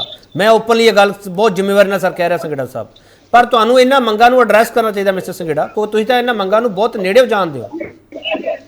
ਕੇਪੀ ਸਿੰਘ ਜੀ, ਮੈਂ ਸਪਸ਼ਟ ਤੌਰ ਤੇ ਕੁਝ ਅੰਕੜੇ ਰੱਖੇ ਆ, ਮੈਂ ਉਹਨਾਂ ਅੰਕੜੇ ਨਾਲ ਸਟੈਂਡ ਵੀ ਕਰਦਾ ਹਾਂ। ਨਾਲ ਹੀ ਮੈਂ ਦੋਵੇਂ ਹੀ ਕਿਸਾਨ ਜਥੇਬੰਦੀਆਂ ਦੇ ਸਤਿਕਾਰਯੋਗ ਬੁਲਾਰਿਆਂ ਨੂੰ ਇਹ ਵੀ ਕਿਹਾ ਸੀਗਾ ਕਿ ਇਹ ਦੱਸਣ ਇਹਨਾਂ ਨੇ ਪਿਛਲੇ 70 ਸਾਲ 'ਚ ਕਿਸੇ ਵੀ ਸਰਕਾਰ ਦੇ ਪਹਿਲੇ 8 ਮਹੀਨਿਆਂ 'ਚ ਇੰਨੇ ਧਰਨੇ ਲਾਏ ਤੇ ਜਾਂ ਪਿਛਲੇ 70 ਸਾਲਾਂ ਵਿੱਚ ਕਿਸੇ ਵੀ ਸਰਕਾਰ ਨੇ ਪਹਿਲੇ 7 ਮਹੀਨਿਆਂ 'ਚ ਇੰਨੀਆਂ ਕਿਸਾਨਾਂ ਦੀਆਂ ਮੰਗਾਂ ਮੰਨ ਕੇ ਇੰਨੀਆਂ ਕਿ ਲਾਗੂ ਕੀਤੀਆਂ, ਇੰਨਾ ਕੁ ਮੁਆਵਜ਼ਾ ਦਿੱਤਾ। ਤੇ ਨੰਬਰ 2 ਤੇ ਮੈਂ ਕਿਸਾਨ ਆਗੂਆਂ ਨੂੰ ਸਤਿਕਾਰ ਨਾਲ ਹੀ ਇਹ ਸਵਾਲ ਕਰ ਰਿਹਾ ਕਿ ਕੀ ਰੈਗੂਲਰਲੀ ਬਿਨਾਂ ਉਨੀ ਸੰਗੀਨ ਗੱਲ ਤੋਂ ਸਾਰੇ ਹੀ ਰਸਤੇ ਜਾਮ ਕਰਨਾ, ਆਮ ਪਬਲਿਕ ਨੂੰ ਤੰਗ ਕਰਨਾ ਵਾਜਬ ਹੈ? ਤਕਰਾਰ ਤਾਂ ਡੱਲੇਵਾਲ ਸਾਹਿਬ ਦੀ ਜਥੇਬੰਦੀ ਨਾਲ ਇੱਥੋਂ ਹੀ ਸ਼ੁਰੂ ਹੋਇਆ ਨਾ। ਧਰਨੇ ਲਾਉਣਾ ਹੱਕ ਹੈ ਜਥੇਬੰਦੀਆਂ ਦਾ, ਬਿਲਕੁਲ। ਔਰ ਨਾਲ ਮੈਂ ਤਾਂ ਇਸ ਗੱਲ ਦੇ ਵੀ ਹੱਕ 'ਚ ਨਹੀਂ ਹੈਗਾ ਵਿਰੁੱਧ ਕਿ ਕਿਸੇ ਵੇਲੇ ਸਾਰਾ ਕੁਝ ਜਾਮ ਵੀ ਕਰਨਾ ਪੈ ਸਕਦਾ ਹੈ। ਚਲੋ ਮੈਨੂੰ ਸੰਘੇੜਾ ਸਾਹਿਬ ਮੈਨੂੰ ਇਹ ਦੱਸ ਦਿਓ। ਸੰਘੇੜਾ ਸਾਹਿਬ ਠੀਕ ਹੈ ਤੁਹਾਡੀ ਗੱਲ, ਸੰਘੇੜਾ ਸਾਹਿਬ ਤੁਹਾਡੀ ਠੀਕ ਹੈ, ਸੰਘੇੜਾ ਸਾਹਿਬ ਤੁਹਾਡੀ ਗੱਲ ਠੀਕ। ਇੱਕ ਮਿੰਟ ਕਮਲਜੀਤ ਇੱਕ ਮਿੰਟ ਸੰਘੇੜਾ ਸਾਹਿਬ ਤੁਸੀਂ ਤਕਰਾਰ ਦੱਸਦੀ ਕਿੱਥੋਂ ਸ਼ੁਰੂ ਹੋਈ ਹੈ, ਪਰ ਜਿਹੜਾ ਜ਼ਮੀਨਾਂ ਦੀ ਆਬਾਦਕਾਰਾਂ ਵਾਲਾ ਮਾਮਲਾ ਹੈਗਾ, ਜ਼ਮੀਨਾਂ ਨੂੰ ਖੋਇਆ ਜਾ ਰਿਹਾ, ਉਹ ਐਡਰੈਸ ਕਰਨਾ ਚਾਹੀਦਾ ਸੂਬਾ ਸਰਕਾਰ ਨੂੰ ਕਿ ਨਹੀਂ ਸਰ? ਆਮ ਆਦਮੀ ਪਾਰਟੀ ਸਵਾਲ ਇੱਥੇ ਹੀ ਹੈ। ਪਹਿਲੀ ਵਾਰੀ ਹੋਇਆ ਕੁਲਦੀਪ ਸਿੰਘ ਢਾਲੀਵਾਲ ਮਾਨਯੋਗ ਮੰਤਰੀ ਨੇ ਪਹਿਲੀ ਵਾਰੀ ਜ਼ਮੀਨਾਂ ਦੀ ਉਹਨਾਂ ਦੀ ਵੀ ਨਿਸ਼ਾਨਦੇਹੀ ਕੀਤੀ ਆ, ਜਿਹੜਾ ਦਾ ਪਤਾ ਹੀ ਨਹੀਂ ਸੀ ਵੀ ਕਿੱਥੇ ਆ। ਜੇ ਉਹਨਾਂ 'ਚ ਕੁਝ ਇਸ ਤਰ੍ਹਾਂ ਦੇ ਮਸਲੇ ਵੀ ਪੈਦਾ ਹੋ ਗਏ ਆ ਤਾਂ ਮੰਤਰੀ ਸਾਹਿਬ ਨੂੰ ਮਿਲਣ ਕਿਸਾਨ ਜਥੇਬੰਦੀਆਂ, ਅਸੀਂ ਸਾਰੀ ਚੀਜ਼ ਨੂੰ ਰੀਐਡਰੈਸ ਕਰਾਂਗੇ। ਕੋਈ ਇਹ ਥੋੜੀ ਆ ਵੀ ਕਿਹੜਾ ਮਸਲਾ ਹੈ ਜਿਹੜਾ ਗੱਲਬਾਤ ਰਾਹੀਂ ਨਹੀਂ ਸੁਲਝ ਜਾਏ। ਚਲੋ ਠੀਕ ਹੈ ਡਾਕਟਰ ਸਿੰਘ ਦੇਖੋ, ਮੈਨੂੰ ਇਸ ਗੱਲ ਦੇ ਉੱਤੇ ਜ਼ਰੂਰ ਗੱਲ ਕਰ ਲੈਣੀ ਚਾਹੀਦੀ ਹੈ ਕਿ ਜਿਹੜਾ ਇਹ ਕਿਹਾ ਜਾ ਰਿਹਾ ਨਾ ਕਿ 70 ਸਾਲਾਂ ਦੇ ਵਿੱਚ ਐਸਾ ਕੁਝ ਹੋ ਗਿਆ ਜਿਹੜਾ 70 ਸਾਲਾਂ ਦੇ ਵਿੱਚ ਨਹੀਂ ਸੀ ਕੀਤਾ ਗਿਆ, ਤੇ ਪਹਿਲੀ ਗੱਲ ਤੇ ਇਹ ਬੜਾ ਅੰਦਾਜ਼ਾ ਗਲਤ ਹੈ। ਕਿਸਾਨ ਜਥੇਬੰਦੀਆਂ ਜਾਂ ਕਿਸਾਨ ਜਿਹੜੇ ਕਿਸਾਨੀ ਹੈ ਸਾਡੀ, ਇਹ ਹਰ ਜ਼ਾਲਮ ਸਰਕਾਰ ਨਾਲ ਜਾਂ ਜਦੋਂ ਵੀ ਕਿਤੇ ਕਿਸੇ ਕਿਸਮ ਦਾ ਫ੍ਰਿਕਸ਼ਨ ਜਾਂ ਕੋਈ ਧੱਕਾ ਜਿਹੜਾ ਹੈਗਾ ਹਮੇਸ਼ਾ ਲੜਦੀਆਂ ਰਹੀਆਂ। ਕਮਲਜੀਤ ਦੇ ਪੋਲੀਟੀਕਲ ਸਟੇਟਮੈਂਟ ਉਹਨਾਂ ਨੇ ਵੀ ਦਿੱਤੀ। ਤੁਸੀਂ ਇੱਕ ਮਿੰਟ ਰੁਕ ਜਾਓ ਸੰਘੇੜਾ ਸਾਹਿਬ ਰੁਕ ਜਾਓ, ਸੰਘੇੜਾ ਸਾਹਿਬ ਰੁਕ ਜਾਓ ਪਲੀਜ਼, ਸੰਘੇੜਾ ਸਾਹਿਬ ਰੁਕ ਜਾਓ ਇੱਕ ਮਿੰਟ। ਕਮਲਜੀਤ ਇੱਕ ਮਿੰਟ ਸਵਾਲ ਲੈ ਲਓ, ਕਮਲਜੀਤ ਇੱਕ ਮਿੰਟ ਸਵਾਲ ਲੈ ਲਓ, ਕਮਲਜੀਤ ਇੱਕ ਮਿੰਟ ਸਵਾਲ, ਕਮਲਜੀਤ ਇੱਕ ਮਿੰਟ, ਸੰਘੇੜਾ ਸਾਹਿਬ ਇੱਕ ਮਿੰਟ, ਸੰਘੇੜਾ ਸਾਹਿਬ ਇੱਕ ਮਿੰਟ, ਕਮਲਜੀਤ ਇੱਕ ਮਿੰਟ, ਸੰਘੇੜਾ ਸਾਹਿਬ ਇੱਕ ਮਿੰਟ ਰੁਕ ਜਾਓ ਸਰ, ਰੁਕ ਜਾਓ ਸੰਘੇੜਾ ਸਾਹਿਬ ਰੁਕ ਜਾਓ, ਸੰਘੇੜਾ ਸਾਹਿਬ ਰੁਕ ਜਾਓ ਟਰਮੇ ਨਾਲ ਸਰ। ਕਮਲਜੀਤ ਇੱਕ ਸਵਾਲ ਲੈ ਲਓ ਕਮਲਜੀਤ, ਉਹ 70 ਸਾਲ ਦੀ ਸਟੇਟਮੈਂਟ ਪੋਲੀਟੀਕਲ ਸਟੇਟਮੈਂਟ ਹੈ, ਤੁਹਾਡੀ ਵੀ ਪੋਲੀਟੀਕਲ ਸਟੇਟਮੈਂਟ ਹੈ। ਮੈਂ ਸਵਾਲ ਤੁਹਾਨੂੰ ਇਹ ਕਰ ਰਿਹਾ, ਸੰਘੇੜਾ ਸਾਹਿਬ ਨੇ ਇੱਕ ਬੜਾ ਵਾਜਬ ਸਵਾਲ ਕੀਤਾ ਕਿ 7 ਮਹੀਨਿਆਂ ਵਿੱਚ ਇਹਦੇ ਧਰਨੇ ਨਹੀਂ ਲਾਏ ਕਿਸੇ ਕਿਸਾਨ ਜਥੇਬੰਦੀਆਂ ਨੇ, ਜਿਨੇ ਹੁਣ ਲਾਤੇ, ਇਹਦੀ ਵਜ੍ਹਾ ਕੀ ਹੈ ਕਮਲਜੀਤ? ਦੇਖਿਏ, ਹਾਂ ਮੈਂ ਇਹ ਕਹਿ ਰਿਹਾ, ਮੈਂ ਐਗਜ਼ੈਕਟਲੀ ਇਹਦੇ ਤੇ ਹੀ ਗੱਲ ਕਰ ਰਿਹਾ। ਇਹ ਕੋਈ, ਮੈਂ ਤੇ ਇਸ ਨੂੰ ਕੋਈ ਪੋਲੀਟੀਕਲ ਜਵਾਬ ਦੇ ਰੂਪ 'ਚ ਨਹੀਂ ਦੇਖਦਾ। ਮੈਂ ਤਾਂ ਇਹ ਕਹਿੰਦਾ ਕਿ ਇਹ ਇੱਕ ਫੈਕਚੁਅਲ ਮਾਮਲਾ ਹੈ, ਫੈਕਟ ਦੇ ਤੌਰ ਤੇ ਦੇਖਣ ਦੀ ਲੋੜ ਹੈ। ਮੈਨੂੰ ਤਾਂ ਇੰਨਾ ਪਤਾ ਹੈ ਕਿ ਕਿਸਾਨੀ ਹਮੇਸ਼ਾ ਉਦੋਂ ਖੜੀ ਹੋ ਜਾਂਦੀ ਹੈ ਜਦੋਂ ਵੀ ਕਿਸਾਨੀ ਤੇ ਕੋਈ ਮਾਰ ਪੈਂਦੀ ਹੈ। ਉਦੋਂ ਨਹੀਂ ਦੇਖਿਆ ਜਾਂਦਾ ਸਰਕਾਰ ਬਣੀ ਨੂੰ ਕਿੰਨੀ ਦੇਰ ਹੋਈ ਹੈ, ਉਦੋਂ ਨਹੀਂ ਦੇਖਿਆ ਜਾਂਦਾ ਵੀ ਸਰਕਾਰ ਨੇ ਪਹਿਲਾਂ ਕੀ ਕੀਤਾ, ਕਿਉਂਕਿ ਐਸੀ ਕੋਈ ਮਤਲਬ ਡਿਸਕਾਊਂਟ ਨਹੀਂ ਹੈ ਸਾਡੇ ਕੋਲ ਦੇਣ ਵਾਸਤੇ ਕਿ ਜੇ ਮੰਨ ਲਓ ਸਰਕਾਰ ਨੇ ਕੋਈ ਮੰਗਾਂ ਲਾਗੂ ਕਰ ਦਿੱਤੀਆਂ ਤਾਂ ਬਾਕੀਆਂ ਵਾਸਤੇ ਸੰਘਰਸ਼ ਦੀ ਛੱਡਦੀ ਹੈ। ਕਮਲਜੀਤ ਜੀ ਹਾਂਜੀ ਪਿਛਲੇ ਸੰਘਰਸ਼ ਦੌਰਾਨ 700 ਤੋਂ ਵੱਧ ਕਿਸਾਨ ਸ਼ਹੀਦ ਹੋਏ। ਕੀ ਭਗਵੰਤ ਮਾਨ ਸਾਹਿਬ ਦੀ ਸਰਕਾਰ ਨੇ 624 ਪਰਿਵਾਰਾਂ ਨੂੰ 5 ਲੱਖ ਪ੍ਰਤੀ ਪਰਿਵਾਰ ਮੁਆਵਜ਼ਾ ਨਹੀਂ ਦਿੱਤਾ? ਕੀ 326 ਪਰਿਵਾਰਾਂ ਵਿੱਚ ਨੌਕਰੀ ਨਹੀਂ ਦਿੱਤੀ? ਜੇ ਐਨੇ 326 ਪਰਿਵਾਰਾਂ ਨੂੰ ਦਿੱਤੀ ਹੈ ਅਸੀਂ ਬਾਕੀ ਅੱਗੇ ਵੀ ਦੇਵਾਂਗੇ। ਬੇਨਤੀ ਮੇਰੀ ਇਹ ਆ ਸਾਡਾ ਮੰਨਣਾ ਇਹ ਹੈ ਵੀ ਦੇਖੋ, ਸਰਕਾਰ ਕੋਲ ਸਵਾਲ ਜਾਂਦੇ ਹੁੰਦੇ ਨੇ ਤੇ ਸਰਕਾਰ ਦਾ ਫਰਜ਼ ਹੁੰਦਾ ਹੈ ਉਹਨਾਂ ਦੇ ਉੱਤੇ ਕਾਰਵਾਈ ਕਰਨਾ। ਅਸੀਂ ਸਵਾਲ ਉਹ ਉਠਾ ਰਹੇ ਹਾਂ ਜਿਨ੍ਹਾਂ ਤੇ ਕਾਰਵਾਈ ਨਹੀਂ ਹੋਈ। ਚਲੋ ਠੀਕ ਹੈ ਕਮਲਜੀਤ, ਹੁਣ ਰੁਕ ਜਾਓ, ਡਾਕਟਰ ਸਿੰਘ ਦਾ ਲਾਸਟ ਟੇਕ ਲੈਣਾ, ਹੁਣ ਰੁਕ ਜਾਓ ਪਲੀਜ਼, ਰੁਕ ਜਾਓ ਸੰਘੇੜਾ ਸਾਹਿਬ, ਤੁਸੀਂ ਵੀ ਰੁਕ ਜਾਓ, ਹੁਣ ਬੀਜੇਪੀ ਨੂੰ ਬੋਲ ਲੈਣ ਦਿਓ। ਸੰਘੇੜਾ ਸਾਹਿਬ ਬਹੁਤ ਬੋਲ ਰਿਹਾ, ਸੰਘੇੜਾ ਸਾਹਿਬ ਹੁਣ ਰੁਕ ਜਾਓ, ਕਮਲਜੀਤ ਰੁਕ ਜਾਓ, ਸੰਘੇੜਾ ਸਾਹਿਬ ਰੁਕ ਜਾਓ। ਡਾਕਟਰ ਸਿੰਘ ਕੰਵਲ, ਤਾਂ ਲੱਗਦਾ ਕਿ ਕਿਸਾਨਾਂ ਨੇ ਬੇਵਜ੍ਹਾ ਸਰਕਾਰਾਂ ਨੂੰ ਘੇਰਿਆ ਹੋਇਆ, ਚਾਹੇ ਉਹ ਦਿੱਲੀ ਨੂੰ ਘੇਰ ਲੈਣ, ਚਾਹੇ ਉਹ ਚੰਡੀਗੜ੍ਹ ਘੇਰਨ ਦੀ ਤਿਆਰੀ ਕਰਨ। ਡਾਕਟਰ ਸਿੰਘ ਕੰਵਲ, ਦੇਖੋ ਕੇਪੀ ਜੀ, ਇਹ ਨਹੀਂ ਹੁੰਦਾ, ਬੇਵਜ੍ਹਾ ਕਦੇ ਵੀ ਕੁਛ ਨਹੀਂ ਹੁੰਦਾ। ਜਦੋਂ ਉਹਨਾਂ ਨੇ ਆਪਣੇ ਅਧਿਕਾਰਾਂ ਦੀ ਗੱਲ ਕਰਨੀ ਆ ਤਾਂ ਉਹਨਾਂ ਦਾ ਹੱਕ ਬਣਦਾ ਹੈ। ਜੇ ਉਹਨਾਂ ਦੇ ਪ੍ਰਤੀ ਕੋਈ ਹੱਕ ਹੁੰਦਾ ਤਾਂ ਉਹਨਾਂ ਦਾ ਉੱਠਣਾ ਫਰਜ਼ ਬਣਦਾ ਹੈ, ਔਰ ਹਰ ਬਾਸ਼ਿੰਦੇ ਦਾ ਉੱਠਣਾ ਫਰਜ਼ ਬਣਦਾ ਹੈ। ਤੁਸੀਂ ਲੋਕਤੰਤਰ ਦੀ ਸਥਾਪਤੀ ਦੇ ਲਈ ਜੇਕਰ ਇਹ ਸਾਰਾ ਕੁਝ ਧਿਆਨ ਹਿੱਤ ਨਹੀਂ ਰੱਖੋਗੇ ਤਾਂ ਇਹਦਾ ਮਤਲਬ ਇਹ ਆ ਕਿ ਸਰਕਾਰਾਂ ਵੀ ਆਪ ਮੁਹਾਰੇ ਤੇ ਮਨਮਾਨੀ ਕਦੇ ਨਾ ਕਦੇ ਕਰ ਜਾਂਦੀਆਂ ਵਾ। ਤਾਂ ਮੈਂ ਇਸ ਗੱਲ ਦੇ ਲਈ ਕਿਸਾਨਾਂ ਨੂੰ ਵਧਾਈ ਦੀ ਪਾਤਰ ਵੀ ਮੰਨਦੀ ਆ ਕਿ ਉਹਨਾਂ ਨੇ ਘੱਟੋ ਘੱਟ ਆਪਣੇ ਉੱਤੇ ਪੈਂਦੀ ਮਾਰ ਦਾ ਜਿਹੜਾ ਸੇਕ ਤਾਂ ਸਮਝਿਆ। ਨਹੀਂ ਤਾਂ ਪਿਛਲੇ ਸਮੇਂ ਦੇ ਦੌਰਾਨ ਕਿਸਾਨੀ ਨੂੰ ਮੰਨ ਲਓ ਹਰੀ ਕ੍ਰਾਂਤੀ ਆਈ ਆ, ਮੰਨ ਲਓ ਹੋਰ ਕਈ ਤਰ੍ਹਾਂ ਦੇ ਕੰਮ ਹੋਏ ਨੇ ਪਿਛਲੇ ਸਮੇਂ ਦੇ ਦੌਰਾਨ, ਬੜੀ ਪ੍ਰੋਗਰੈਸ ਹੋਈ ਆ, ਬੜੇ ਡੋਲੇ ਫਰਕ ਦੇ ਰਹੇ ਸਾਰਿਆਂ ਦੇ, ਲੇਕਿਨ ਉਹਦੇ ਨਾਲ ਨਾਲ ਅਸੀਂ ਆਪਣਾ ਸਾਰਾ ਕੁਝ ਗਵਾ ਕੇ ਬੈਠ ਗਏ। ਆਪਣੀ ਹਵਾ ਖਰਾਬ ਕਰ ਲਈ, ਆਪਣੇ ਪਾਣੀ ਖਰਾਬ ਕਰ ਲਿਆ, ਆਪਣੀ ਧਰਤੀ ਖਰਾਬ ਕਰ ਲਈ, ਕੋਈ ਨਾ ਅਸੀਂ ਬੋਲਿਆ। ਲੇਕਿਨ ਜੇਕਰ ਸਰਕਾਰਾਂ ਨੇ ਉਹ ਆਪਣੀ ਕ੍ਰਾਂਤੀ ਨੂੰ ਲੈ ਕੇ ਤੁਰੀਆਂ, ਉਹਨਾਂ ਨੇ ਉਪਜ ਵਧਾਈ, ਉਹਨਾਂ ਨੇ ਕਿਸਾਨਾਂ ਦਾ ਜਿਹੜਾ ਸੀ ਆਮਦਨ ਵਧਾਈ, ਲੇਕਿਨ ਉਹਦੇ ਨਾਲ ਅਸੀਂ ਆਪਣਾ ਸਾਰਾ ਕੁਝ ਖਤਮ ਕਰ ਲਿਆ, ਉਦੋਂ ਨਹੀਂ ਕੋਈ ਵੀ ਬੋਲਿਆ। ਇਹ ਸਭ ਤੋਂ ਵੱਡਾ ਸਾਡਾ ਨੁਕਸਾਨ ਹੋਇਆ। ਤੋ ਜਦੋਂ ਵੀ ਕਿਤੇ ਕੁਝ ਗਲਤ ਹੁੰਦਾ ਹੈ, ਲੱਗਦਾ ਹੈ ਤਾਂ ਜਿਹੜੇ ਜਿਉਂਦੇ ਮਨੁੱਖ ਨੇ ਇੱਕ ਲਾਸਟ ਟੇਕ ਦੇ ਦਿਓ, ਇੱਕ ਲਾਸਟ ਟੇਕ ਦੇ ਦਿਓ, ਇੱਕ ਲਾਸਟ ਟੇਕ ਦੇ ਦਿਓ ਡਾਕਟਰ ਸੰਧੂ ਕਮਲ, ਇੱਕ ਲਾਸਟ ਟੇਕ ਦੇ ਦਿਓ। ਕੀ ਕਿਸਾਨਾਂ ਦੀ ਦੁਰਦਸ਼ਾ ਲਈ ਕਾਰਪੋਰੇਟ ਸੈਕਟਰ ਜ਼ਿੰਮੇਵਾਰ ਹੈ?